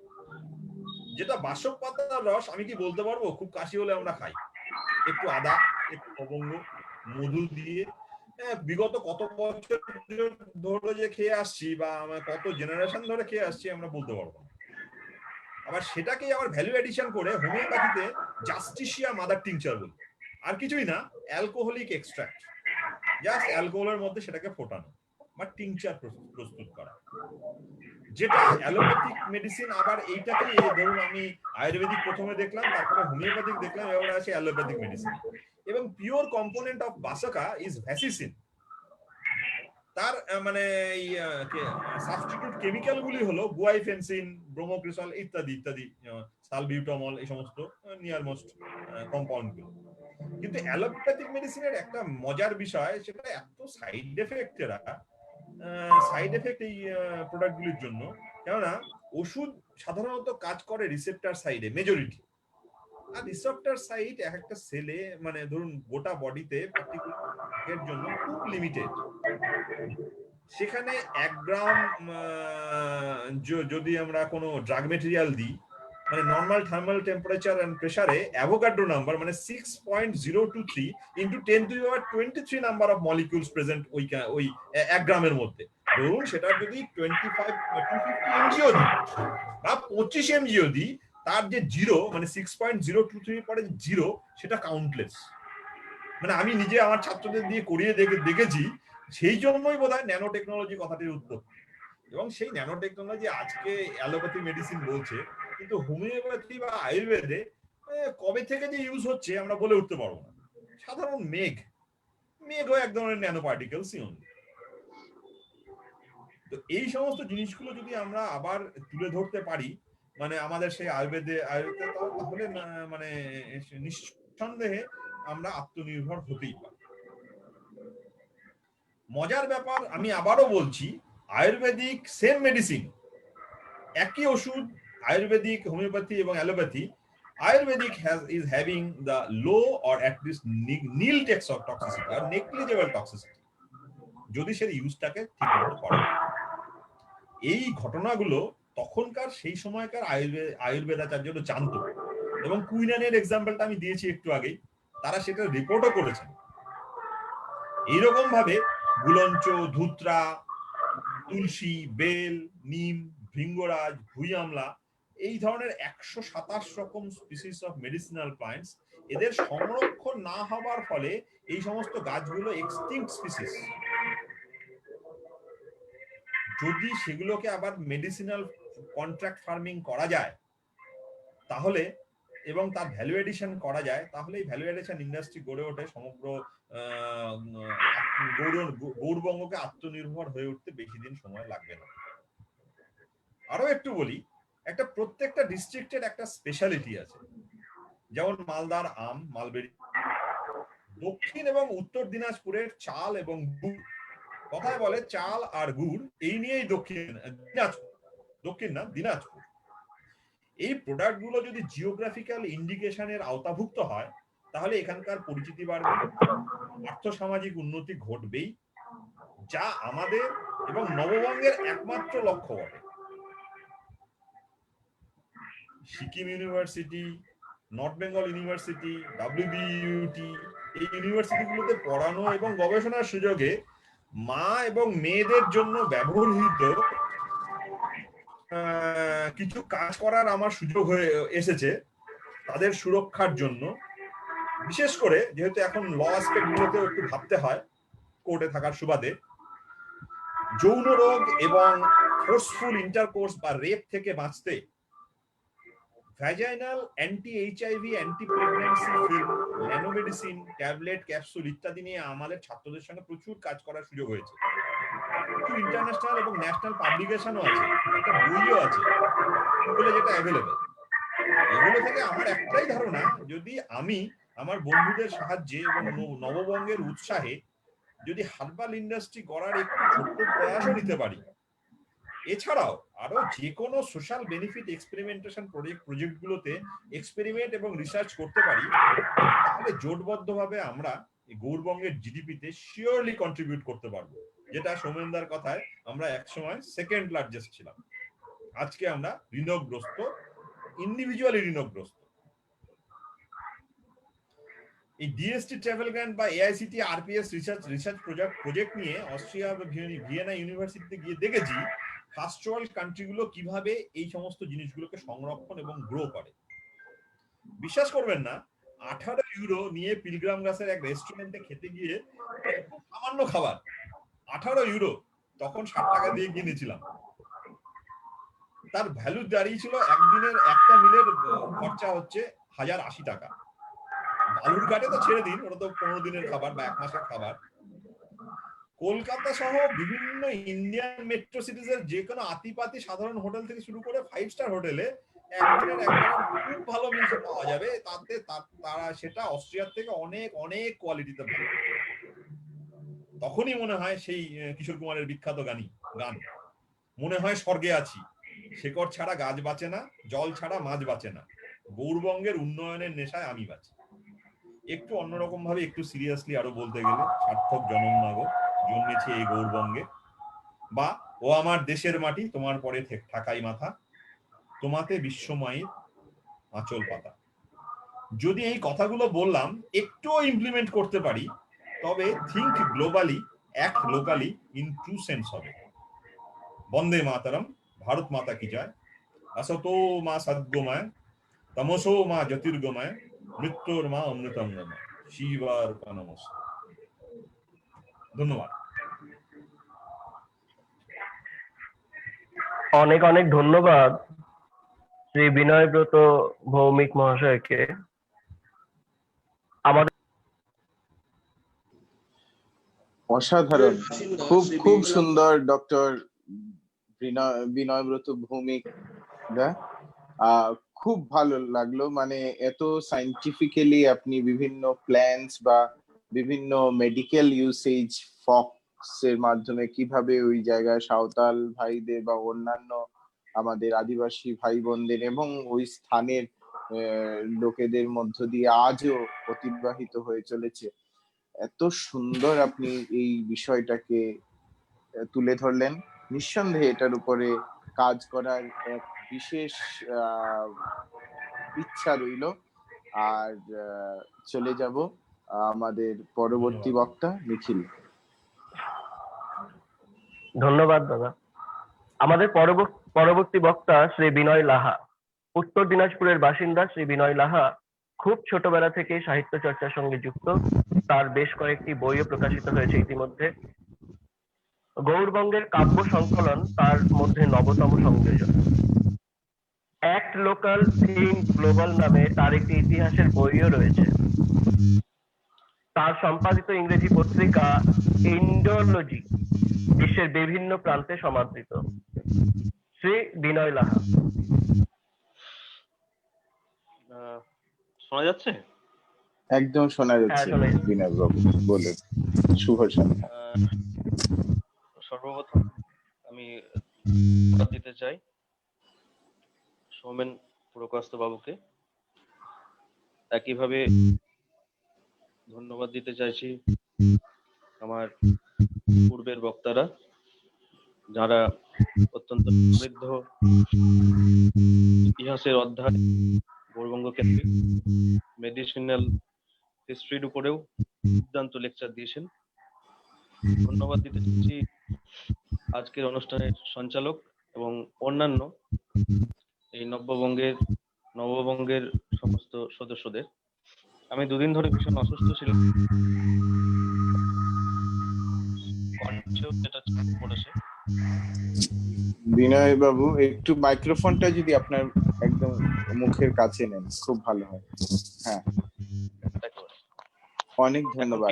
আর একদম ঠিক আছে। মাঝখানে শুধু একটা কথা বলবো, আমি বুঝতে পারছি অনেক জায়গায় অনেকের আমাদের আনমিউট আছে, আর সন্ধ্যার সময় শুরু হয়েছে, আর জীবন মানেই জি বাংলা, অনেক সিরিয়াল গুলো হয়তো শুরু হয়েছে। তো একটু দয়া করে এখানে বক্তারা উনারা বেশ রিসার্চ করে এই মঞ্চে উনাদের কথা তুলে ধরতে এসছেন, আমরা উনাদের শুনতে এসছি। একটু প্লিজ আমাদের সাথে কোঅপারেট করুন, সহযোগিতা করুন। আপনার বক্তা ছাড়া আমরা সবাই নিজেদের ওটাকে মিউট করে দিলে খুব ভালো হয়। ধন্যবাদ। বলুন বিনয় বাবু।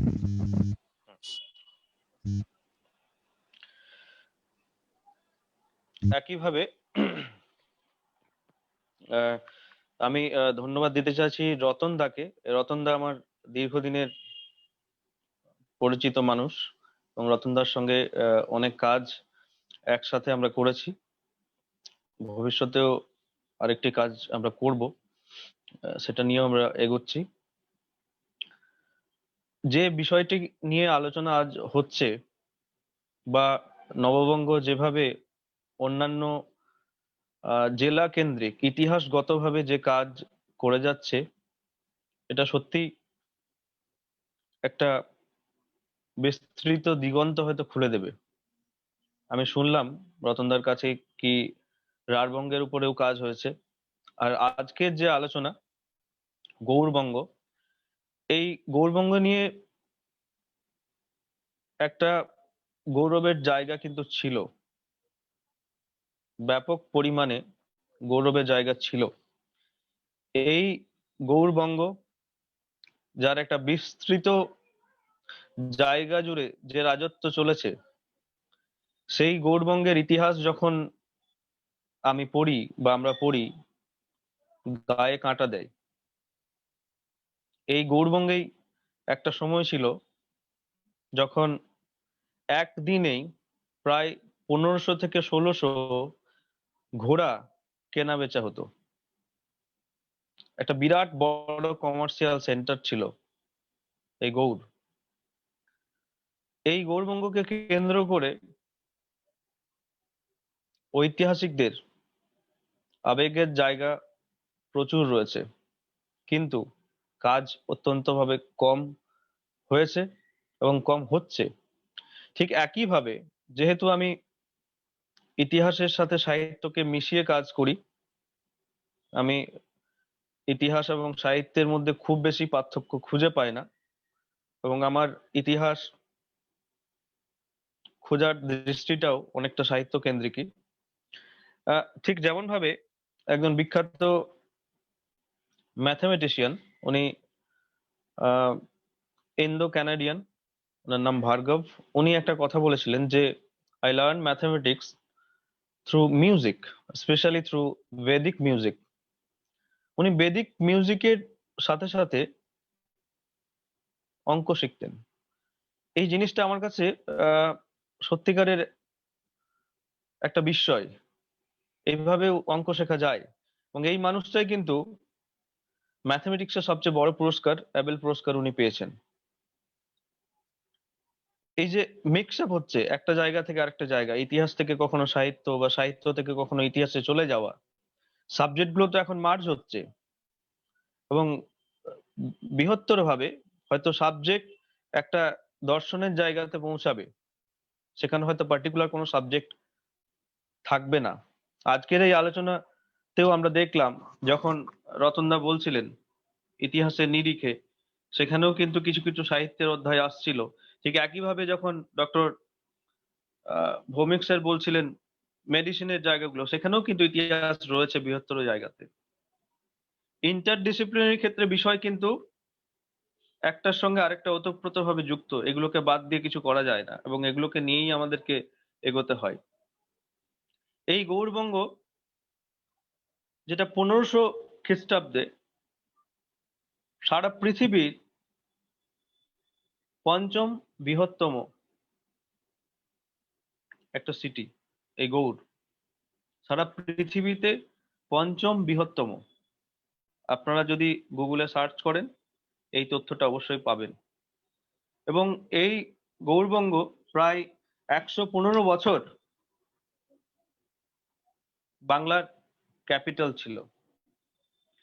ঠিক 1204 খ্রিস্টাব্দ থেকে যা শুরু হয়েছে, এবং দীর্ঘ অধ্যায় জুড়ে আমরা দেখতে পাবো কিভাবে এই গৌড়বঙ্গের উপর কত টানাপোড়েন ঘটেছে, কত ভাঙা গড়ার খেলা চলেছে, কত উত্থান, কত পতন, কত কিছু আমরা দেখেছি এই গৌড়বঙ্গ কেন্দ্রিক। এই গৌড়বঙ্গ থেকেই একটা নতুন অধ্যায় আমরা দেখতে পাচ্ছি ইখতিয়ার উদ্দিন বখতিয়ার খুলজি, যিনি গবেষণার নিরিখে দেখা যাবে হয়তো যে তার ঘোড়ার ব্যবসার প্রতি ভীষণ একটা অনুরক্তি ছিল। সেই ঘোড়ার ব্যবসার টানে, তার কারণ এই গৌড়ের, এই যে বললাম 1500 থেকে প্রায় 1600 ঘোড়া বিক্রি হতো, এবং তার ম্যাক্সিমাম ঘোড়াগুলোই আসতো তিব্বত থেকে। তাহলে যখন তিব্বত থেকে ঘোড়া আসছে, এটা বুঝতে পারছি যে এটা একটা ইন্টারন্যাশনাল সেন্টার, ইন্টারন্যাশনাল একটা বাণিজ্য কেন্দ্র ছিল গৌড়। ঠিক একইভাবে ইখতিয়ার উদ্দিন, উনি যখন এখান থেকে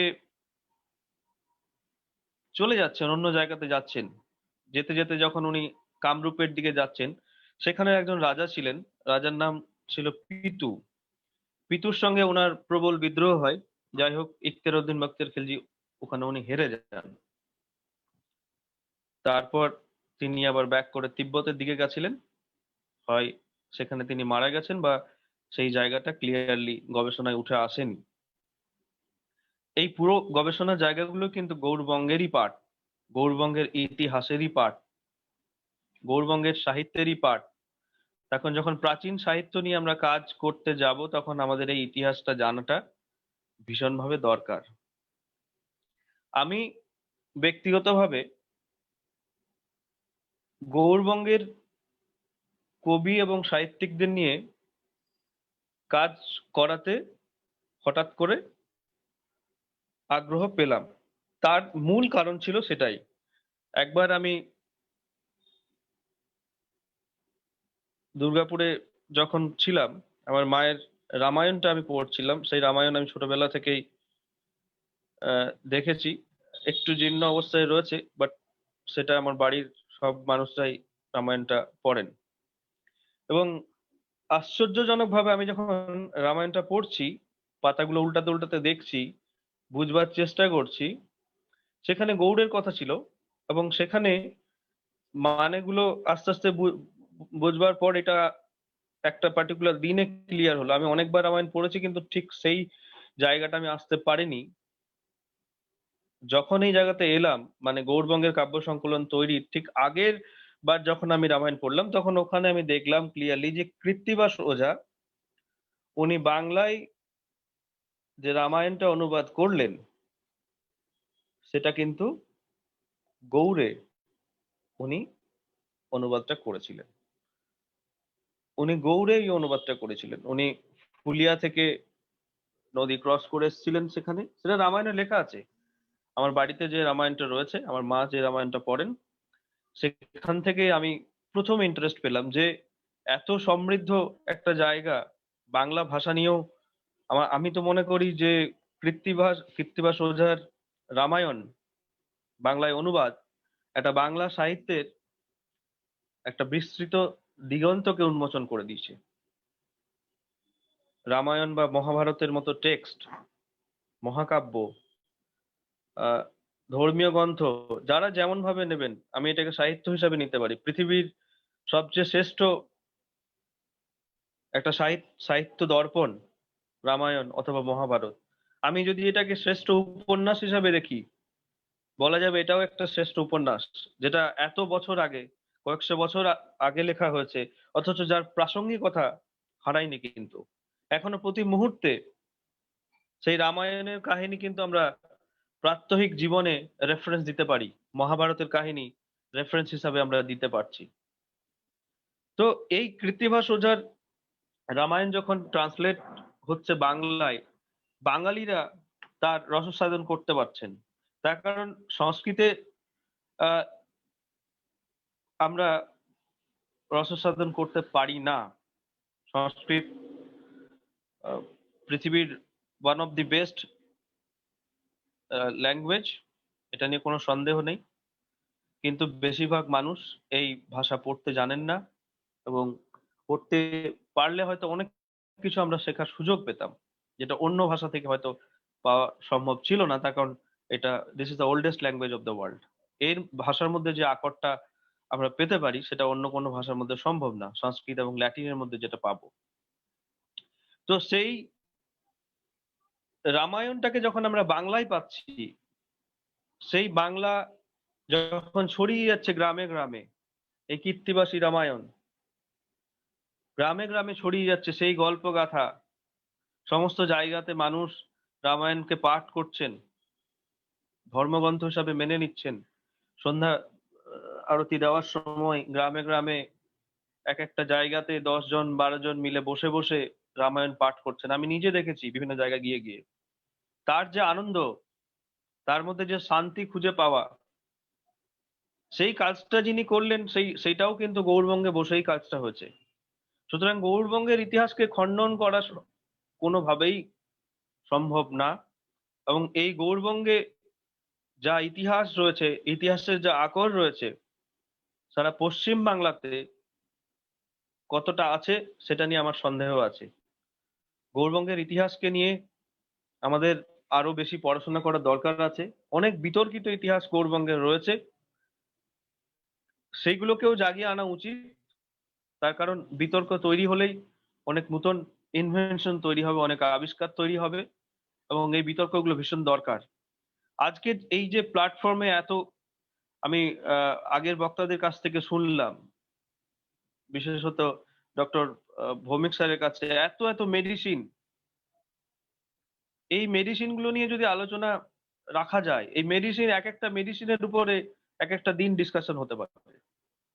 গৌড়বঙ্গের যেখানে এত সমৃদ্ধ ভান্ডার রয়েছে, সেগুলো নিয়ে আলোচনা কেন হবে না? এই প্ল্যাটফর্ম একটা বিরাট বড় প্ল্যাটফর্ম, যেটাকে কেন্দ্র করে আমার প্রজন্ম এবং আমার পরবর্তী প্রজন্ম বেনিফিট পেতে পারে। এই গৌড়বঙ্গের একটা বিরাট, এই ভূগোলকে নিয়ে যে কাজ হয়তো আগে হয়নি বা এখন হচ্ছে, বা হয়তো 10 বছর পর আরো ব্যাপকভাবে হবে, সেই কাজটা যদি আমরা একটু অগ্রিম শুরু করতে পারি,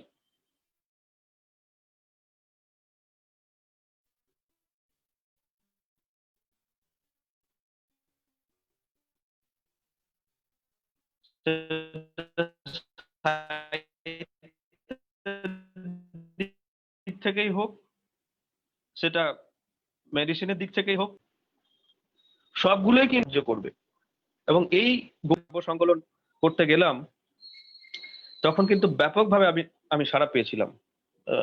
ইউনিভার্সিটির প্রফেসরদের থেকেও আমি সাড়া পেয়েছি, বর্ষিয়ান লেখক সাহিত্যিকদের কাছে, বালুরঘাট থেকে শুরু করে রায়গঞ্জ, মালদা, ইসলামপুর,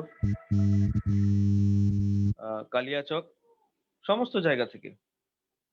এবং তাদের কাছ থেকে এই যে গৌড়বঙ্গের কাব্য সংকলন, এই বিষয়টাই একটা এক্সাইটমেন্ট এনে দিয়েছিল।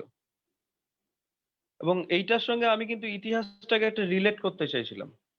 আমি জানি কবিতাগুলো একেবারেই আধুনিক, হয়তো ইতিহাসের সঙ্গে সেভাবে যোগ নেই, কিন্তু এই গৌড়বঙ্গের নামের থ্রু দিয়েই আমি ইতিহাসটাকে যখন রিলেট করছি, হয়তো তাতেও কিছু লোক, কিছু মানুষ, কিছু সাহিত্যিক ইতিহাসটাকে হয়তো পড়বেন।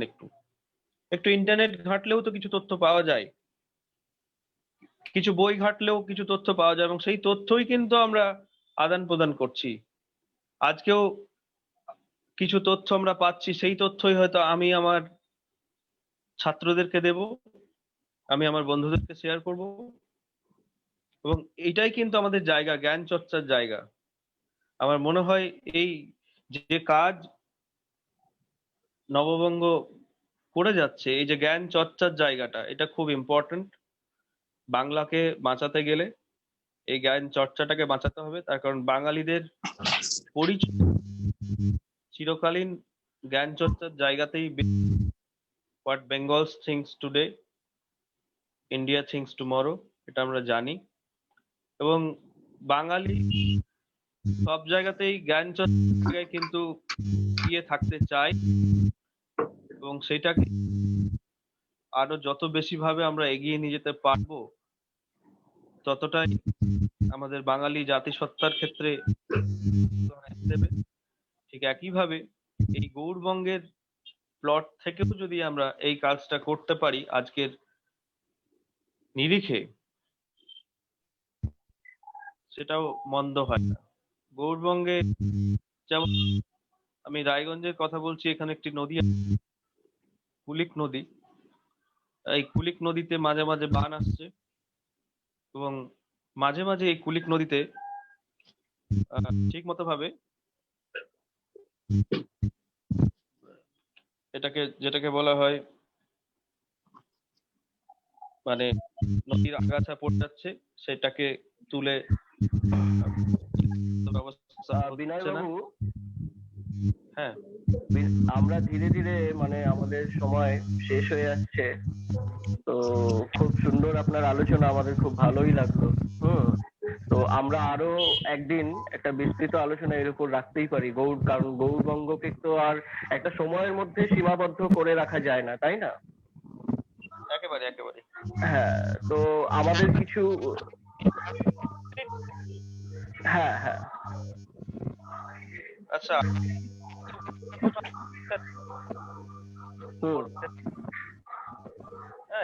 আচ্ছা,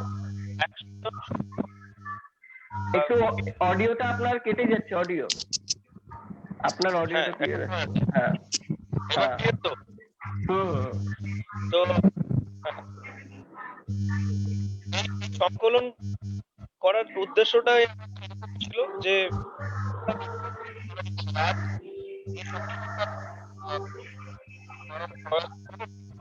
10 বছর 20 বছর পর যদি কোনো কারণে কোনোভাবে যদি জায়গা পায়, হয়তো এখন জ্ঞান চর্চার জায়গা এগোতে চাইছি। আমাদের করাটা আমাদের মনে হয় আমরা বিনয় বাবুর আওয়াজটা একদমই শুনতে পাচ্ছি না। হ্যাঁ, একদমই শোনা যাচ্ছে না। একটা ফিডব্যাক করছে, মানে একটা নয়েজ ক্রিয়েট হচ্ছে অ্যাকচুয়ালি। একটা নয়েজ আছে। এখন হ্যাঁ হ্যাঁ এখন ক্লিয়ার? হুম হুম হুম। আচ্ছা, তো যে ডকুমেন্টেশন করার কাজ আমার মনে হয়, যেহেতু আমরা গ্র্যাজুয়েশন প্রজেক্ট নিয়ে এগোতে চাইছি, গৌড়বঙ্গের ডকুমেন্টেশনটা ভীষণ দরকার। যে কোনো কাজ করতে চাইছি বা এগিয়ে নিয়ে যেতে চাইছি, ডকুমেন্টেশন যদি আমরা করতে পারি তাহলে হয়তো আমাদের প্রজন্ম বা পরবর্তী প্রজন্ম এই বিষয়ে আগ্রহ দেখাবে। এবং এই বলে আরেকবার আমি সকলকেই ধন্যবাদ জানিয়ে আমার এই বক্তব্য শেষ করছি। অনেক অনেক ধন্যবাদ ধন্যবাদ ধন্যবাদ। বিনয় বাবু, অনেক অনেক ধন্যবাদ। আর আজকের আমাদের প্রত্যেক বক্তা এই গৌড়বঙ্গ সম্বন্ধে যেভাবে অনেক বিষয় তুলে ধরেছেন, যদিও এটা সময়ের মধ্যে রাখা ধরে রাখা মানে এই কিছু সময়ের মধ্যে অনেক কঠিন, কারণ বিশাল তার ইতিহাস। আমরা আমাদের জেলা সফরে গৌড়বঙ্গ, রাঢ়বঙ্গ, বীরভূম, জলপাইগুড়ি, তিস্তাপার বিভিন্ন জায়গায় আমরা যাচ্ছি একের পর এক। আমরা কলকাতা মহানগরীতেও পৌঁছেছিলাম, আজকে আমরা গৌড়বঙ্গে। এই সব মিলিয়ে একটাই কথা, আমাদের মহান ভূমি, আমাদের পুণ্যভূমি বঙ্গভূমি। সত্যি আমাদের সবার ঘরে আমাদের মা আছেন। আমরা তো মায়েরই সন্তান। আমাদের এই ভূমিতে পূজিতা হন আদ্যাশক্তি মহামায়া, তিনিও মা রূপে। আর এই ভূমি আমাদের সর্বোপরি মা। এই ভূমির জন্য আমাদের এই ছোট্ট প্রয়াস। চলুন সবাই মিলে আবারও পণ নিই যে আমরা সকলে মিলে গড়ব এক অভিনব নববঙ্গ। ধন্যবাদ। ধন্যবাদ। আচ্ছা নিখিল দা, সুভাষিতার একটা কোয়েরি ছিল, অনেকক্ষণ যাবত হ্যান্ড রেজ করে আছে, ওনাকে কি আনমিউট করবো 1 মিনিট? দাদা আমরা একটু সুভাষিসদার কথা শুনে নেব। দাদা আছেন? দাদা দাদা বেরিয়ে গেছেন মনে হচ্ছে। বেরিয়ে গেছে। আচ্ছা তুমি নাও, ওনাকে দেখো একটু উনি কি বলছেন।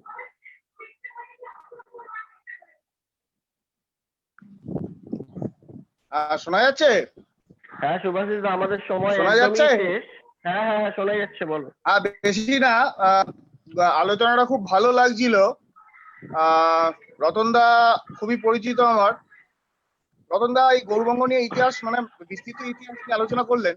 তবে কয়েকটা জিনিস আমার মনে হচ্ছে যে গৌড়বঙ্গের সঙ্গে পূর্ববঙ্গের রাজশাহী, সিলেট যেরকম ভাবে যুক্ত ছিল, সেখান থেকে রতনদা একটু মিস করে গেছেন।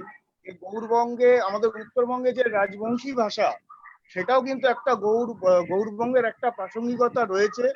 এবং একটু আগে আমার যে বক্তব্য রাখছিলেন, ব্যাকগ্রাউন্ডে শুনতে পাচ্ছিলাম রানী রাসমণির গানটা, সিরিয়ালটির ইয়েটা শোনা যাচ্ছিল। তো আমার মনে হচ্ছে যে এই রানী রাসমণি, তার ইতিহাসেও কিন্তু গৌড়বঙ্গের একটা নিদর্শন রয়েছে। আর প্রথম কথা, আজকে একটা সবচেয়ে ভালো কথা, ব্রাহ্ম সমাজের প্রতিষ্ঠাতা রাজা রামমোহন রায়ের আজকে প্রয়াণ দিবস। সেক্ষেত্রে রাজা রামমোহন রায় সেই সময় কিন্তু গৌড়বঙ্গের উপরেও কিন্তু একটা খুব মারাত্মক ভাবে জোর দিয়েছিলেন। আমরা ইতিহাসটা আমরা তো জানি না, সেটা রতনদা বলেছে যে আমাদের কাছে ইতিহাসগুলোকে বিকৃত করা হয়েছে। এই প্রজন্মের শিশুরা ইতিহাসটাকে বিকৃত ভাবে পড়ছে, কিন্তু যে অরিজিনাল যে ইতিহাস, আমরা আর্কিওলজিক্যাল যে ইতিহাস, সেই ইতিহাস সম্বন্ধে সবাই অনেকটাই অবগত নই। এবং এই যে নববঙ্গের যে প্রয়াস, এই আলোচনার মাধ্যম দিয়ে আমরা আমাদের জিনিসপত্র শেয়ার করতে পারছি, এটা খুবই ভালো লাগছে। খুব সুন্দর আলোচনা হচ্ছে, খুব ভালো লাগছে। সোমেনদাকে এর জন্য খুবই ধন্যবাদ, নিখিলকে প্রচন্ড ভাবে ধন্যবাদ। হ্যাঁ ধন্যবাদ ধন্যবাদ সুভাষিসদা। আমরা এই ধরনের ওয়েব আলোচনা অনেক অনেক প্রত্যেকটা ধন্যবাদ জেলার আপনাকেও। আমরা মানে শুধু মানে এরকম কেউ একজন নই, আমরা সবাই একটা টিমের মাধ্যমে এই কাজগুলোকে তুলে ধরছি, এক একজন এক এক বিষয়ে পারঙ্গত। তো সবাই মিলে এই যে জেলা সফর আমরা নববঙ্গে শুরু করেছি, এতে সত্যিকার অর্থে মানে পশ্চিমবঙ্গ ছাড়াও পশ্চিমবঙ্গের বাইরে বিভিন্ন জায়গায় যারা বাঙালিরা শুনছেন এই প্রোগ্রামগুলো, এবং বিদেশেও প্রচুর প্রবাসী বাঙালিরা এই প্রোগ্রামগুলো লাইভও দেখছেন, এদের প্রশংসায় আমরা সত্যি আহ্লাদিত। আমরা তাই চেষ্টা করছি আরো সুন্দরভাবে এটাকে তুলে ধরতে।